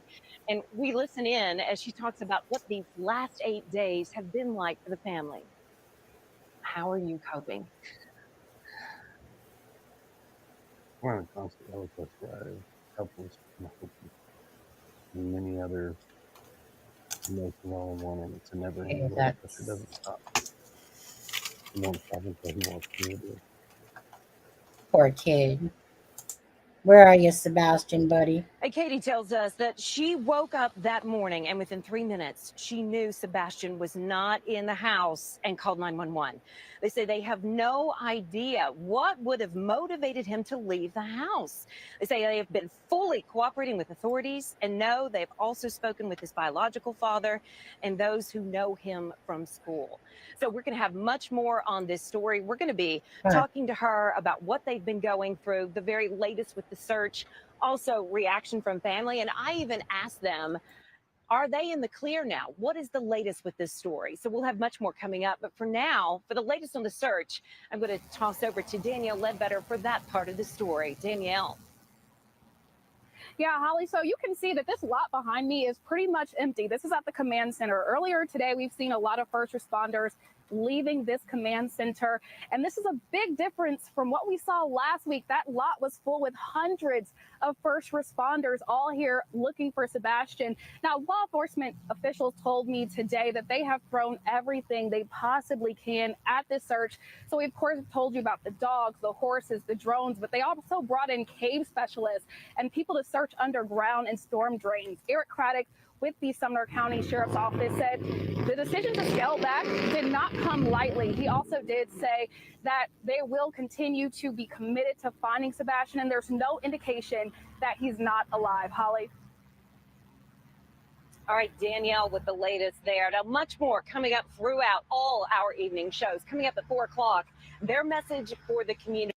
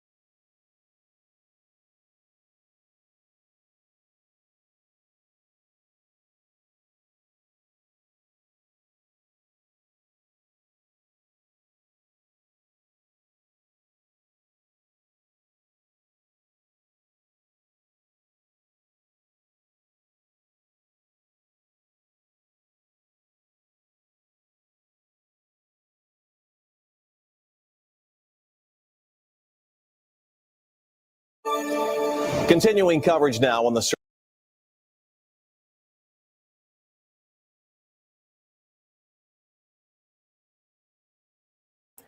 Oh, my bad. Sorry. Let's just see what this. I couldn't find the phone call. No, I didn't pass it. My heart is missing. Ben, I want to hear it. How come the link you sent is broke? Can you try resending it? I want to hear it. I was on a different page, people. I was on a different page. I was trying to find it, so I was on a different page. Couldn't see that I was muting. Oh, I did pass it? Okay, shoot. Are you sure you are right there, perhaps, there, Sharon? Okay, hold on. I still want to see that one. So hold on. Let me just click that for a second. Okay, now I'll go back. Okay. Where did I miss it? Father's plea. This one? My heart is, oh, I see what you guys are saying. Oh, I see. Okay, hold on. My bad then. So is that his dad? Okay, well, let's just see what this plays out. Marshall. If you could just first, as his father, thanks, tell me a little bit about your son. He's got a big heart. He's loving. He's inquisitive. Sharon, He you can were be right. stubborn at times. He loves to play video games. He loves animals. He thoroughly loves animals. He likes plants. He likes to, grow things. He likes to take care of things. He loves his video games.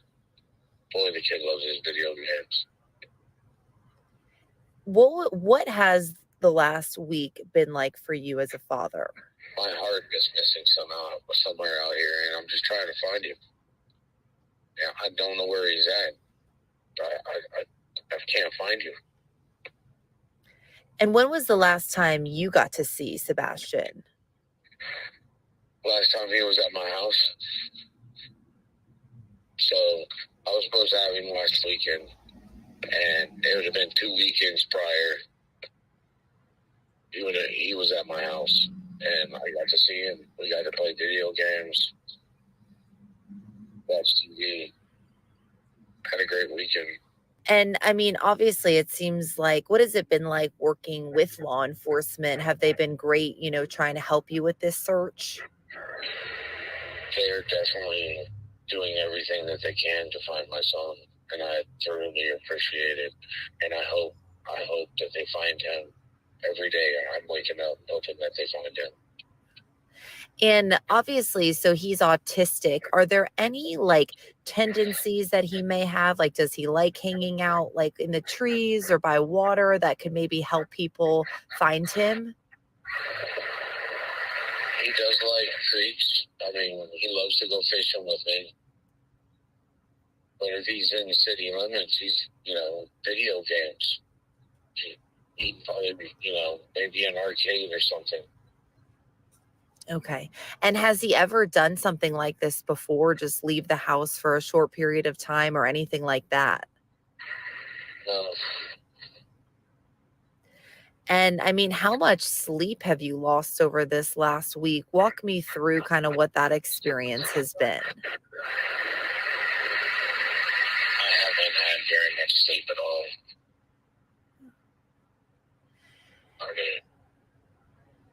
Coffee and energy drinks is my main diet has been. Yeah. And I know you said you were out there searching. Are there any particular places that you're looking that you think he might be at? I'm looking everywhere. I'm not from this area, so I don't know it. So I'm just everywhere. I keep telling people, keep your head up and your eyes open. If you see him, call 911.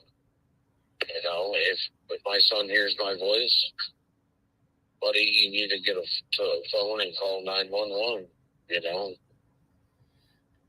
Definitely. And you live in Clarksville, right? Yes, ma'am. Okay, but you've been out here in the Hendersonville area just searching for him the last week? Every day. And I guess, are you in close contact with his mother and stepfather about the situation? Not really. I mean, we're in communication at least once a day, but that's about it. Just I'm looking for him, you know. Yeah. And I know, like, obviously with social media, it's tough because as a parent, you just want your kid home. But there's been a lot of like speculation too about possible like criminal investigations. I mean, what's kind of your reaction to all of that chatter on social media? I don't have social media, man. Okay. But just hearing people kind of speculate about that in the community, I guess, how does that make you feel? I think they need to, you know, instead of being keyboard warriors, they need to put feet on the ground and start looking for my son. If they really want to help, that's what they should be doing instead of coming up with their own opinion. How about I get out there and we find my son? And how much does your son Sebastian mean to you? He's my life. Do you have any other kids? No, ma'am. Okay. And I guess, is there, I guess, anything you want to say? I don't know how well you know the stepfather or the mother, but is there anything you'd like to say about that and that situation and how he just kind of disappeared from the house? I have nothing to say about that. Okay. And if you could say something to Sebastian right now, what would you say? If you are hearing this, son, you need to tell people who you are and tell them to call 911 for you. You need to tell people that you are Sebastian Rogers and that you need them to call 911. And anything you'd like to tell him about returning home?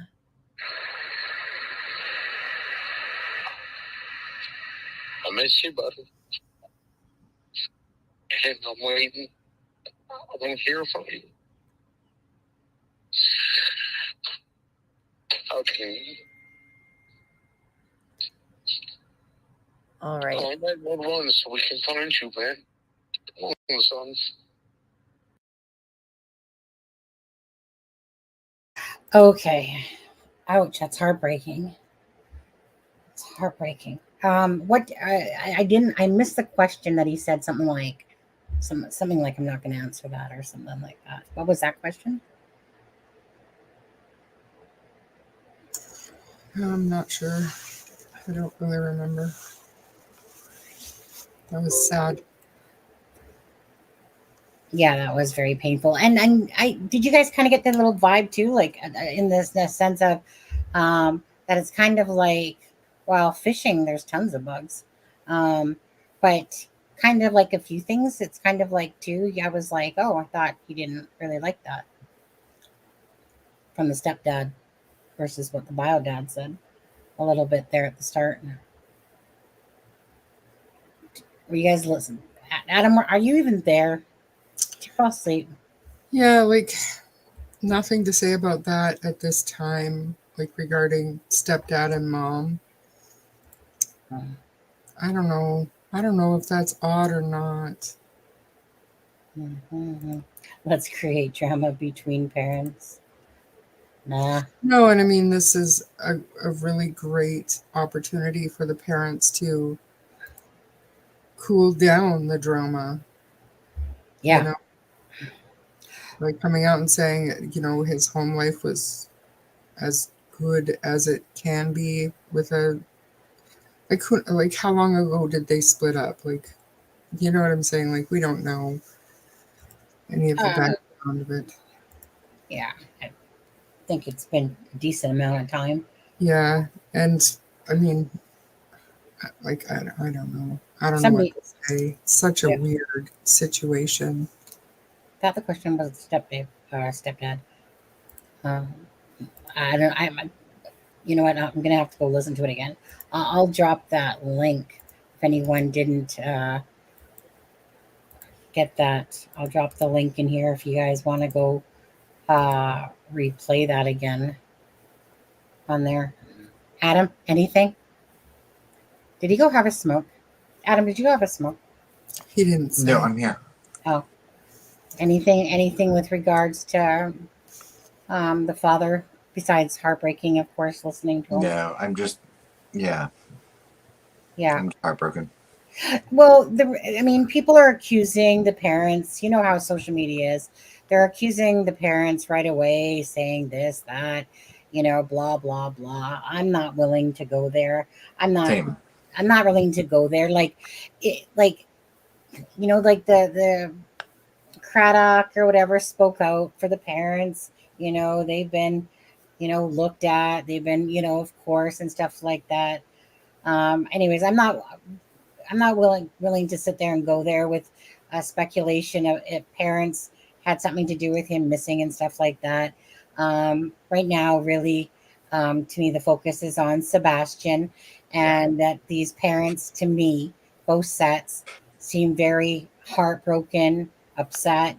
They want the child home. I'm just curious where Sebastian is. Is he somewhere close by? Did he fall? But they didn't find him or something. I don't know.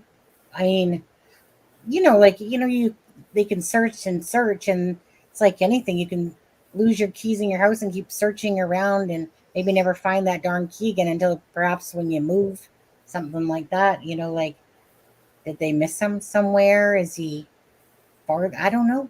I just don't know. I would really love to see this child alive and safe somewhere. It just doesn't look good after a week has gone by. Meaning whether there ends up being a criminal investigation with this all, whether he was abducted, maybe was he lured out, in some way, shape, or form. Did they miss him?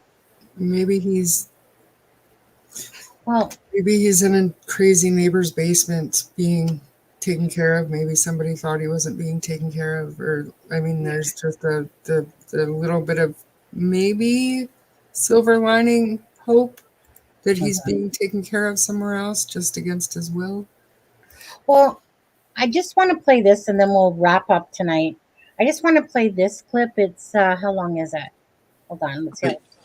Is the idea of him being in some crazy neighbor's basement any silver lining? Because, well, to the alternatives in my mind, like the dark places that my mind goes, yes, absolutely. Really? Because I feel like that's a fantasy in a way. Absolutely, but I'm not talking about like a terrible person. I'm talking like a crazy spinster, lonely old lady who sees this poor child. Maybe she thinks he's not being cared for, so she's cooking him fresh baked cookies and knitted blankets. And this is where my mind is deciding to be at the moment instead of where it was 10 minutes ago. Aspen, stop it. Is she referring to him as Hansel or Gretel in this scenario? At least he's breathing, and at least he's not being hurt. Keyboard warrior. No, I get it. It's just I don't know. It doesn't look good, and my initial response to this little boy was that something happened in his life that created a trauma that made him vacate his scenario, the situation he was in, and in the last 3 days my opinion on that has changed, because I don't see a world in which this 15-year-old boy navigates the world that's in front of him with on his own. And I don't know, I don't see I don't see this boy out there hiding somewhere by himself. No. I don't see that either. That anymore. I did at first. I really thought at first maybe he was. That maybe he took off, that he found somewhere to hide out, and that he was living out whatever, reality, he was choosing to for the moment. I don't see that anymore. Oh, we haven't had any, I haven't seen any updates on that, Travis. Sorry. I actually have a question for Travis. I heard on the news something about the biggest wildfire in your state's history. Is that true? And if so, are you affected by that? Oh, in Texas, yeah. Did you see the horses running down the highway? I did. And Affected by what? Wildfire. Yeah. Oh. No. Apparently, the tight pants caught wind, and The friction. Yes. Yeah, and it created a wildfire, and it's created a lot of destruction and damage. So they're all looking to sue me. No, I honestly, when I saw that, I thought of Travis immediately. So I hope you're out of the line of the fire and everything's good with you. You're obviously on this live, so you must be doing just peachy. Right. I mean, if you've ever driven through Texas, it takes 2 days to drive. I have not. Through the state. Yeah. So yeah. Travis is probably completely unaffected in his house top of the hill. Absolutely. Up above the wildfire smoke and everything, it's not probably even touching him. What was I thinking? Silly. Yeah. He's looking down on the normal people, like sipping his coffee with his pinky up. Peasants. Right. Okay. You guys, let's watch this. It's 2 minutes and 41 seconds. I just want to hear what say an FBI agent is going to say here. Oh, Lone Pony app. We care about you too. Know that. What? I think of you every time I think of tragedy in Texas. I'm so sorry. What did Lone Pony say? Hello, I'm live here. I live here too, but that's okay. I didn't know that. I know Travis, but I didn't know you were there too. And now I have double anxiety for both of you. See, there's the picture of the horse running through the wildfire. On there. Okay, Sonny, play the video. I mean, there is probably a reason why he's called Lone Pony, or she's called Lone Pony. Could have been from Calgary, Stampede. Hello, Cowboys. Wait, Lone Pony, are you male or female? First of all, I'm gonna assume usually most people are females, but throw a male in here now and again, right, Ben? Okay, so yeah, no. We hope that you're not one of the people that Travis is looking down upon, Lone Pony. I'm a girl. Okay, just want to make sure. Yeah. Okay. Yeah, let me play this quickly here. And just it's 2 minutes and 41. Concerns grow about whether this story can have a happy ending with each passing day. And joining us now to offer some insights into cases like this is retired FBI agent and author Scott Augenbaum, who makes his home here in Middle Tennessee. Scott, glad to speak with you again. And I have to believe over the years you've been involved in cases very similar to this. I've seen this happen time and time again. It's heartbreaking. We're asking what happened, because kids just don't disappear in thin air like this. Right. Scott, as an investigator, what would you be thinking about in this case after 5 days of searching and really no credible signs or sightings for a missing 15-year-old? Yeah, that's why the investigators are going out. I'm telling you, behind the scenes, they're working 24 hours a day, 7 days a week. They're scouring the neighborhoods. They're asking for help. Because one of the things we need to rule out, was this an abduction? And this is the number one thing which is on everyone's mind right now. Was this child abducted? Now, when you say that, at some point law enforcement has to consider not only were they abducted, but was it a stranger? How rare are cases like that? We don't really see that happen a lot. A lot of times when these abductions happen, it's usually that somebody they know. But now they're trying to rule out everything over here. We can't leave any stones unturned. Now, toward that end, we saw investigators return to the family home today with dogs, all manner of searching going on. And essentially, when you've exhausted everything else, the area around the home and the neighborhood and the school and all that, do you have to almost go back to the beginning and start again? Got to start from the beginning. You got it, and then spread out from there. These things don't take, sometimes they go on and on. I've been involved with, things that were kidnappings to missing persons. So it takes a lot of effort over here. And everyone's heart's breaking over here. The weather's cold. We've got to track this down. You have to think about that too. Initially, you think, okay, we'll find them quickly. But as the time goes on, the child has to eat, they need shelter, and all sorts of other questions come up. Especially with a special needs child. This is every parent's nightmare. And I can tell you right now, there are a lot of law enforcement officers working constantly, tracking down every type of lead. Retired FBI agent and author Scott. All right, then. Okay. So, Charmaine, so unless this child is in some old, what do they call it? Spinster, that's the word. Spinster's home. She ain't checking her backyard to see if. So you'd think they would have gone door to door, though, and they're pretty good at gauging the responses and the cooperation of these people. Like, I know a number of cases where just the mere refusal to talk to law enforcement, raised red flags, and they would end up returning. So hopefully they did do a door to door.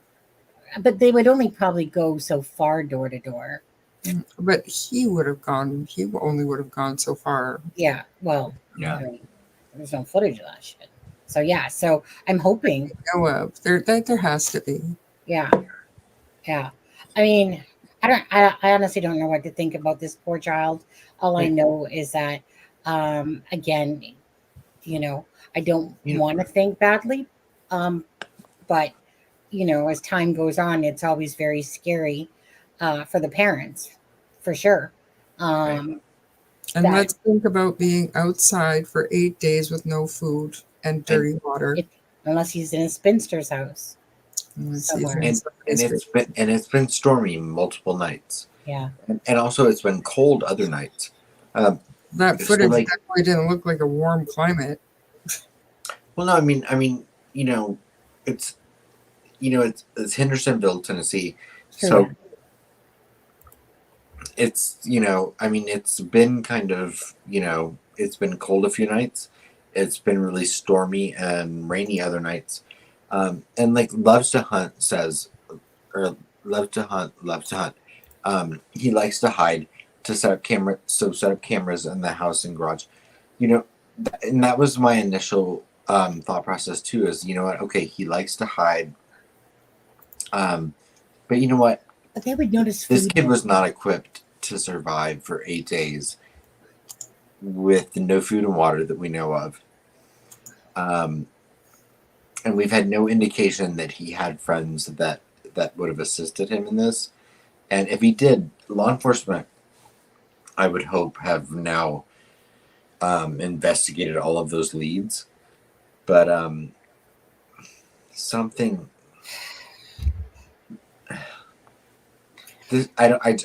don't see this kid out there hiding and evading.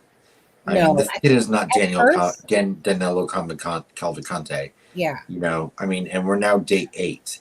I was gonna say, and there have been less sightings. There have been less sightings of Sebastian than there were of Danilo Cavalcante. 8 days in. Yeah, and they did say that Ivy, he likes to hide and seek type of thing. But you know what I mean? I mean, even Danilo Cavalcante had more sightings in the first 8 days than Sebastian has had. Absolutely. So, now I forgot what I was going to say. Sorry. You said something at the start. I'm sorry. No, I was just agreeing with something that you said. I can't remember what it was. I just look, Sunday night, this kid, literally 8 days ago, this kid was at home. Thank you. Goes to bed. Monday morning comes, and he's not there. So, looking at the geographical location of where he disappeared from, where could he have gone? And where would he have likely to have gone?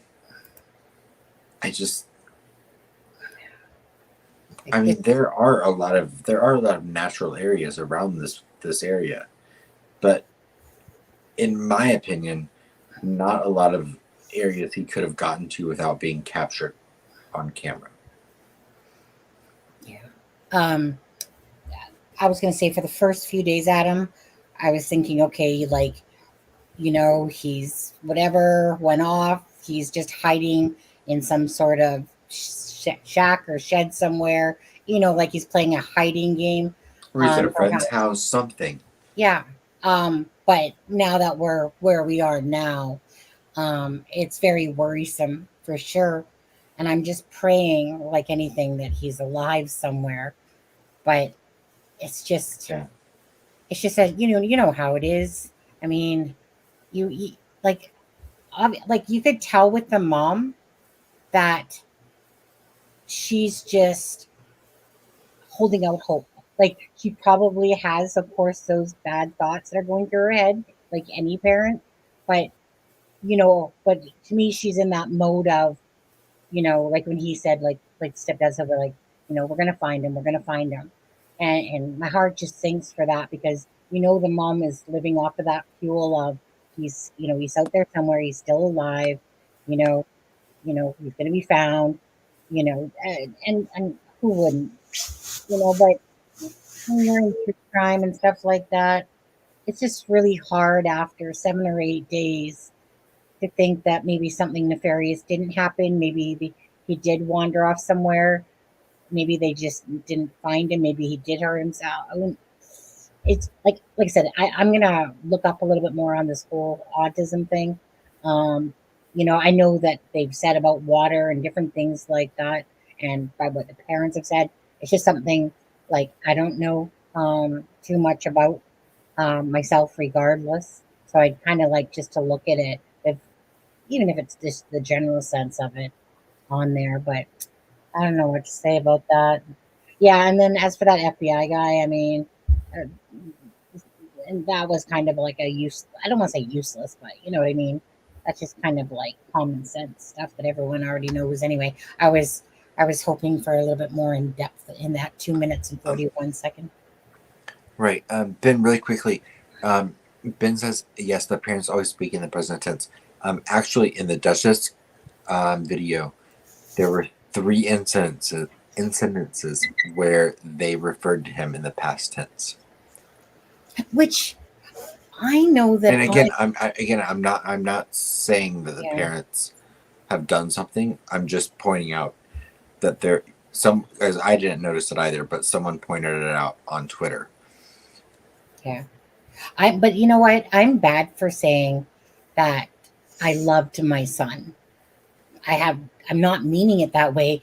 It's because in my head, it's kind of like, it's because, like I said, our relationship has been so, in the last 10 years, so minimal that it's not like I mean to use the word past tense, but I I don't think it's always a red flag.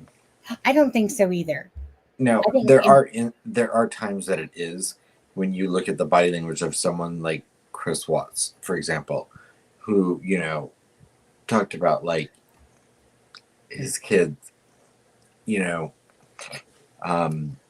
the way that he did. That to me is a red flag.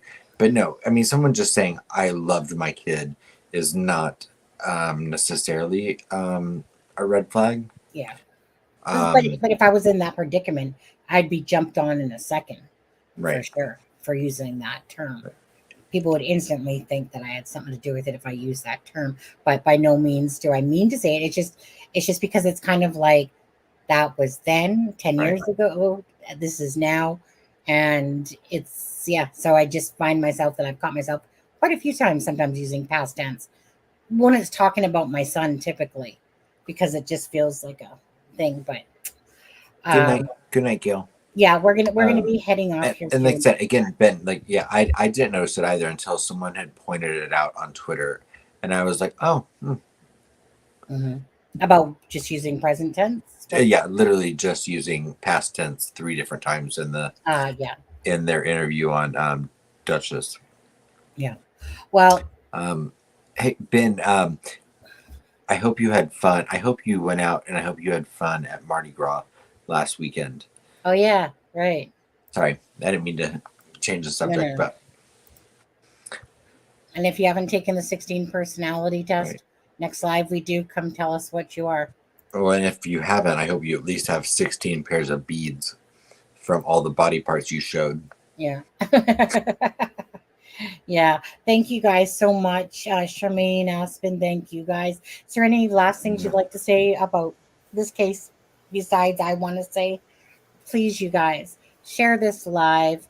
Like this one's packed of information for a lot of people to listen to the dad, to listen to the Dutchess, to listen to the interviews on there, to listen to the commentary, whatever as well. And please share the poster. It's on my Twitter. It's on our community page. I've shared it out. Mine too. Yeah. So just like I said, if he is out there and he's gone further somehow, you know, just so that he can be recognized when somebody sees him. I think he's close by. Pardon? I think he's close by. Charmaine, close by or no? Oh my goodness, Ben. Sorry, Charmaine. Aspen, you would be ashamed. I slept in my own bed alone. Ben. I feel like you did that whole Mardi Gras thing wrong then, Ben. Ben, do better. Ben, yeah. I'm kidding, actually. I mean, is there any better way to ever do anything than to end up in your own bed alone? No, that is my motto. Well, Charmaine, yeah. Never again will I be able to share a bed with someone because I like to sleep in the middle of the bed, like a little boy prince. Yeah. My husband literally sleeps with his own blanket a lot of times because, you know, he says that I tornado roll at night. My sister told me once that like I sleep like a little boy prince because I like if you come in the room while I'm asleep, I'm in the middle of the bed like I see this happening. That's what I see. See you sucking on your thumb. I just sleep. And you're just like, Sonny. Yeah. Well, if I'm asleep and there's any mention of Sunny, it's like.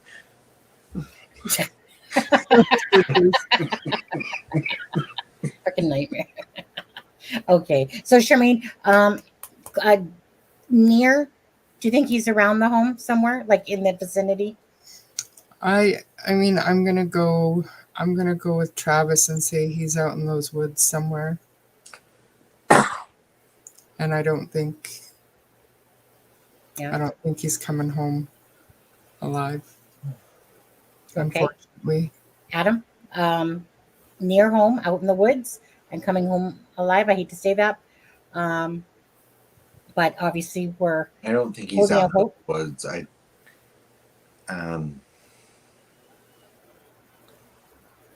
I want this boy. I want this boy to be alive so bad. Oh, it just doesn't work that way, Sharon. I can't just do that. I have to have. I'm gonna say that I'm gonna hold out hope and hope that he is. I do think he's nearby. I don't think he's gone far, but I'm gonna hold out hope and say that he's alive. I don't feel that way with Elijah Vu. But what about the food and water aspect of it and his medication? Trust me, like I don't think any of this is good. Like, but I'm choosing to hold out hope that that there's an old spinster named Charmaine keeping this boy in fed. Canada. Yeah, Charmaine, how was your flight? Or did you sneak in there with your camo tank? Camo tank. I don't have a camo tank. I put them in my suitcase, I guess. I don't know. It's terrible. Maybe next time I'll bring my cards and I'll just flash them for Sharon so she can see how it just doesn't work like that. The people that do every single day, I'm sure they can just do stuff like that. But it sounds weird, but they tell me when they want me to talk to them. Wait, so my pendulum's faulty. Which one? Oh, so wait, not yours. I'm curious. Loves to hunt. You think he's hiding inside their home? There's no way. They've been there 10 times. There's no way. What do you? Yeah, I'm curious about that one as well. Although I know we're going. Yeah. Let's see. I mean, I would love that, because as long as any scenario that involves this boy being alive, I'm okay with. I'm ready to jump. I'm ready to jump right behind. I'm curious as to why. Yeah. I mean, I get your thought process as far as there's been several renewed interest in the family home and them searching around it. I can't imagine what scenario would exist in which they wouldn't have found him. Yeah. Especially being inside the family home. Just 1 second, Adam. Can you guys, as Adam's talking there quickly, can you guys just spam the chat with green hearts for Sebastian, like I just did? Hey, Mr. Electric, we're about to end the live, but if you guys could just spam a bunch of green hearts at the end of this, like now, actually, if you could, that'd be great for Sebastian, and prayers to the family. Go ahead, Adam. Sorry. Another again, like I said, love to hunt. I gave the example earlier in the live. There was the teen in Texas that that had been missing for like 11 years and had literally been inside the family home the whole time. So I get that it happens. I just that case in Texas, and any other case that I think you're referring to, has not had an immediate national media attention that Sebastian has. Nor Adam have the police been to like the one in Tennessee you were just talking about. They weren't there 10 times. Well, no, the one in Texas, they had been there like 10 times over the course of several years. Oh yeah, but it wasn't even like. But that first week, I don't know how many times they'd been there. But that boy had been there the whole time, other than when he left. Anyways, but love to hunt. If there's a case that if you're like, hey idiot, I'm talking about this case and I'm just not thinking of it, let us know which one. But thank you so much, everyone, for putting the green hearts in the chat. Yeah. I want Sebastian to be okay so much, but yeah, I mean, I just can't see anything in their house that would prevent them from finding him inside the house, unless I'm sure, like, I would assume that they've been inside the house, not just on the outside. Right. Inside the house. I mean, they've been cooperative, the police have said. Anyways, you know what? It's not like it's out of the realm. It's a possibility. It seems like a slim possibility to me, but it's still a possibility. You never know. I know that for me, like, I developed such a soft spot last year for Scotty Joseph Morris when he went missing. That it immediately caught my attention with this case with Sebastian. Only because there's some similarities physically, and the fact that Scotty was 13 and Sebastian's 15, and and I thought there were some similarities in the way that they went missing, and so I've zeroed in on this case from the get-go, and I know that part of Sebastian's story stands out to me because of Scotty Morris. Right? Yeah. His case. But his case had a happy ending. It had a happy ending, and again, I didn't think it would. So no. I'm hoping that this is a similar situation. I'm just not sure that it's going to have one. I hope that you and Charmaine are more optimistic, though. Yeah. At the end of the day, I honestly don't care where he's found. I just hope he's found alive. Um, that's all. That's all I'm praying for, honestly. My heart just breaks for any family that has to go through this type of torture and pain. And I mean, hopefully it will come to light at some point here, and hopefully is found. And we'll leave it at that. Hold out hope for that he's still out there, that he's still alive somewhere, and maybe we'll have a Scotty Morris case. Is it Morris or Morrison? Morris, right? More. Yeah. Um, Type of thing, and we'll leave it at that. Even if there's that stuff in the back of the mind there, rather to be hopeful than, you know, Yeah, you're right. just hopeful for these families that are just going through like you can just tell excruciating pain. Anyways, you guys, Charmaine, is there any? Go ahead. I think after Elijah, which we don't know the outcome of Elijah yet, but Elijah. But I think with Elijah, after Audrey, after Harmony, yeah, well, we knew with Harmony, but and then yeah, with Madeline Soto, I just like it's like like I feel like like you need like a true crime win a little bit. Yeah, I know that sounds stupid because nothing's fair in this world. So, my anger level raises when I think of all these cases. Like, it's disgusting. It's despicable. Sorry. It's like we don't know with this case yet what's going on, but it's just monsters. Monsters out there, just monsters. Parents, a lot of parents, people, whatever, monsters. It's just sickening to me. Like my heart just like literally gets in such pain when I hear these cases. Yeah. And again, this one we Adam sent it, gravitated to it. There's many more out there as well. There was this 7-year-old. Oh, I have to do an update on her. Her name is Iris. The mom, I believe, or sorry, no, not a mom, non-custodial. What was the word term used? Non-custodial something. That one though is believed that it's like someone she knows. It's almost like she was taken, but not for the sake of harming her.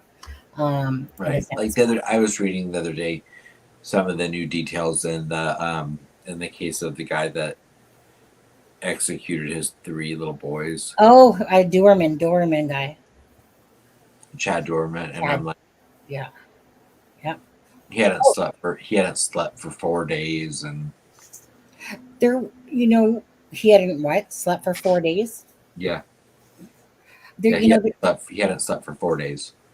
There's another case that the docket was had put up the other day, and it's from 2018, I believe, and it's Lisa Snyder, and that mom hung both her kids, and her trial is just coming up now. Crazy. All right, yeah, I'm bringing it up on the next live there. Yeah, Love Don. thank you. Yeah. So, and I didn't mean to cut you, but you've been trying to ask Charmaine about her opinion, and Well, no, it was just more if Charmaine had anything that she wanted to say about this case before we head off. Really, just you guys. I don't enjoy being a Debbie Downer, but I can't help. I know. Saying my brain goes to some twisted places, and I feel like I'm kind of a realist, and the 8 days with no food and no water, no matter what else, is just. I get it. I mean, yeah, that's a good copy and paste you got going on there, Charmaine. I know. I'm just women. Oh, good. Yeah. You know what? Because I just want a bunch of green hearts for Sebastian, and I get it, Charmaine. It's hard. It's especially hard with like ourselves, who just like to be real in a sense and say what we feel without trying to hurt anyone, like the parents or anything like that. But again, it's hard to hide your emotions, and it's hard to I wear my heart on my sleeve, and with all the sensitivity in the world, I pray that Sebastian is found. But yes, being realistic, it's not looking good. But let's just hold out hope. My phone's charging, Travis, but I want to answer. Travis, my dad's colorblind, so he would argue that he doesn't see green at all. Because I'm spamming it, Travis. Those boys were in a cave a long time. They made a movie about it. What was he talking about? What boys? Is he talking about the Missouri ones? Or the Kansas? I don't know. Well, actually, I don't know. What boys is he talking about? I think is it the rump, Travis? Did you just go off on a whole different thing? Or was it referring to something? Those boys were. We can call the nurse. Yeah. To your house on the hill mountain. Yeah. Don't worry, little lone pony. We got your back. Thailand major. Yeah. Okay. Definitely hitting hard on that rum tonight. Totally lost us. So Travis, were they boys or were they lady boys? If it's Thailand.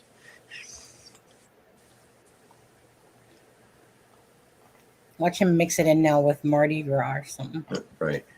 I'm just playing. Yeah, I don't know at all what he's talking about on there for that. Obviously, it's a movie in Thailand, a major movie. Mm-hmm. Oh, speaking of major movies, I just read an article for anyone that follows the Delphi case. I was just reading an article about they are making a movie. Well, I think it's actually been filmed already. Out of the Burger Chef movies or the Burger Chef murders that took place in Indiana, and the film has been acquired by. I was talking to Hannah Shakespeare about it, and she told me it's a really good bougie film studio named Vertical, I believe is the name. Vertical, I believe is the name. So they're taking on that movie, the Burger Chefs. Yeah, and so coming this year, there is going to be a major movie production film about the Burger Chef murders. That's the one that Murder Sheets always covers. Yeah, it is. Yeah, it's kind of what their channel started about. Yeah. They don't have anything to do with this, but yeah. But I found that. But I was like, oh, cool. There's an Indiana case that's going to get national attention. Actually, I was watching American Idol last night, and this girl that was singing said she goes, "I'm from Carmel, Indiana," and I was like, "I know where that is." I couldn't help it because it was like, knowing how much we always know about Indiana in a lot of ways. It was like, I know where Carmel, Indiana is on there. But anyways, and by FYI, Adam, Susan Hendricks liked my tweet. Of course, I was raving about that episode. Oh, cool. I haven't watched it yet. I'm going to watch it. I just haven't had a chance. You got to watch it. It's good. It's good. That I could, that I have like, you got it. I could get to Susan Hendricks whenever I want because of my mutual. But I'm a little starstruck because I like Susan Hendricks so much. See, Travis, now that sorry, Adam. Travis, now that you put context to the thing, now I understand what you're saying. But there was no context before, so I was lost. No, we were lost. Okay. Anyways, you guys, thank you guys so much for joining us. Yeah, thumbs up. Make sure you guys give a like and a share. Must have misheard something. I thought someone said not looking good. Well, but it's not looking good. We were saying that it's not looking good, right? But the thing is then all of a sudden this movie about Thailand pops up, and we're like, wait, what? Like, that come out right. So you associated that, but I didn't know what you were talking about. Travis says, "How do they pronounce?" I personally would say Carmel, Indiana. She's the girl from Carmel, Indiana. Said Carmel. So Sunny would say Carmel. I would say Carmel. I would say Carmel. Charmaine. Carmel. Start with an A. Carmel. Carmel. Carmel. Yeah. So, okay, so we've all agreed it's Carmel. Carmel, but we say Carmel. Yeah, we're right. By the way, process. No, it's Carmel in Carmel, Indiana. Yeah, burgers. Yeah, you are correct. Carmel. I asked Andrew Baldwin. He told me it was Carmel. Yeah, we'll stick because we're Canadian. We'll stick to Carmel. Yeah. Yeah. Carmel. I asked Andrew Baldwin. He told me. Yeah. Actually, David Hennessy. Wait. Don't even make me pull out like hickory sticks, start eating them in front of your face, because I will. Oh, look, wait. Can you read Love to Hunt 2 last comments? Yeah, she's Love to Hunt. Yeah, that's fake news. Fake news. It's pronounced like Aspen said it. Yeah, fake news. Travis is correct. It's Carmel in California. I've lived there too, so I know. Potato. Right? Okay. Time to get going. I always tell when it's time to go. Yeah. Dogs are getting pissed. Yeah, right? Exactly. Yeah. Or else they start farting, one of the two. One of the two things. Anyways, you guys. I mean, you no guys, one's even gifted any membership. What? I said, and I mean, no one's even gifted any memberships in this live.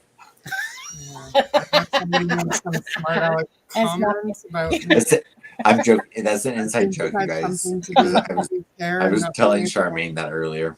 Not being able to afford any more Bob Mata memberships, so I was like, all right then. You I'll what? save my money. Right. What was that? What did you say? I'll save my money. No, I didn't hear what you said before that. I can't even remember what he said. I can't remember what Adam said. He said something, and I think it was about my hair today and about not being able to afford Bob Mata memberships. Oh, did you? I can't remember what it was, but All I heard was, Charmaine, you look beautiful. Was that what was you're talking live. I'm talking about backstage and backstage? then in the chat earlier. Oh, yeah. Caesar's all around. All I remember ever saying is that, Charmaine, anytime that you don't feel good, it makes me happy. Wow. We're going to. And Charmaine said, I love you too. Let's see. That's exactly what he said. Well, yeah, there's already 3 viewers. Do you want to make it 4? And then Charmaine all of a sudden goes, you know what? I'm just going to disappear. Worcester. Yorkshire. Worcestershire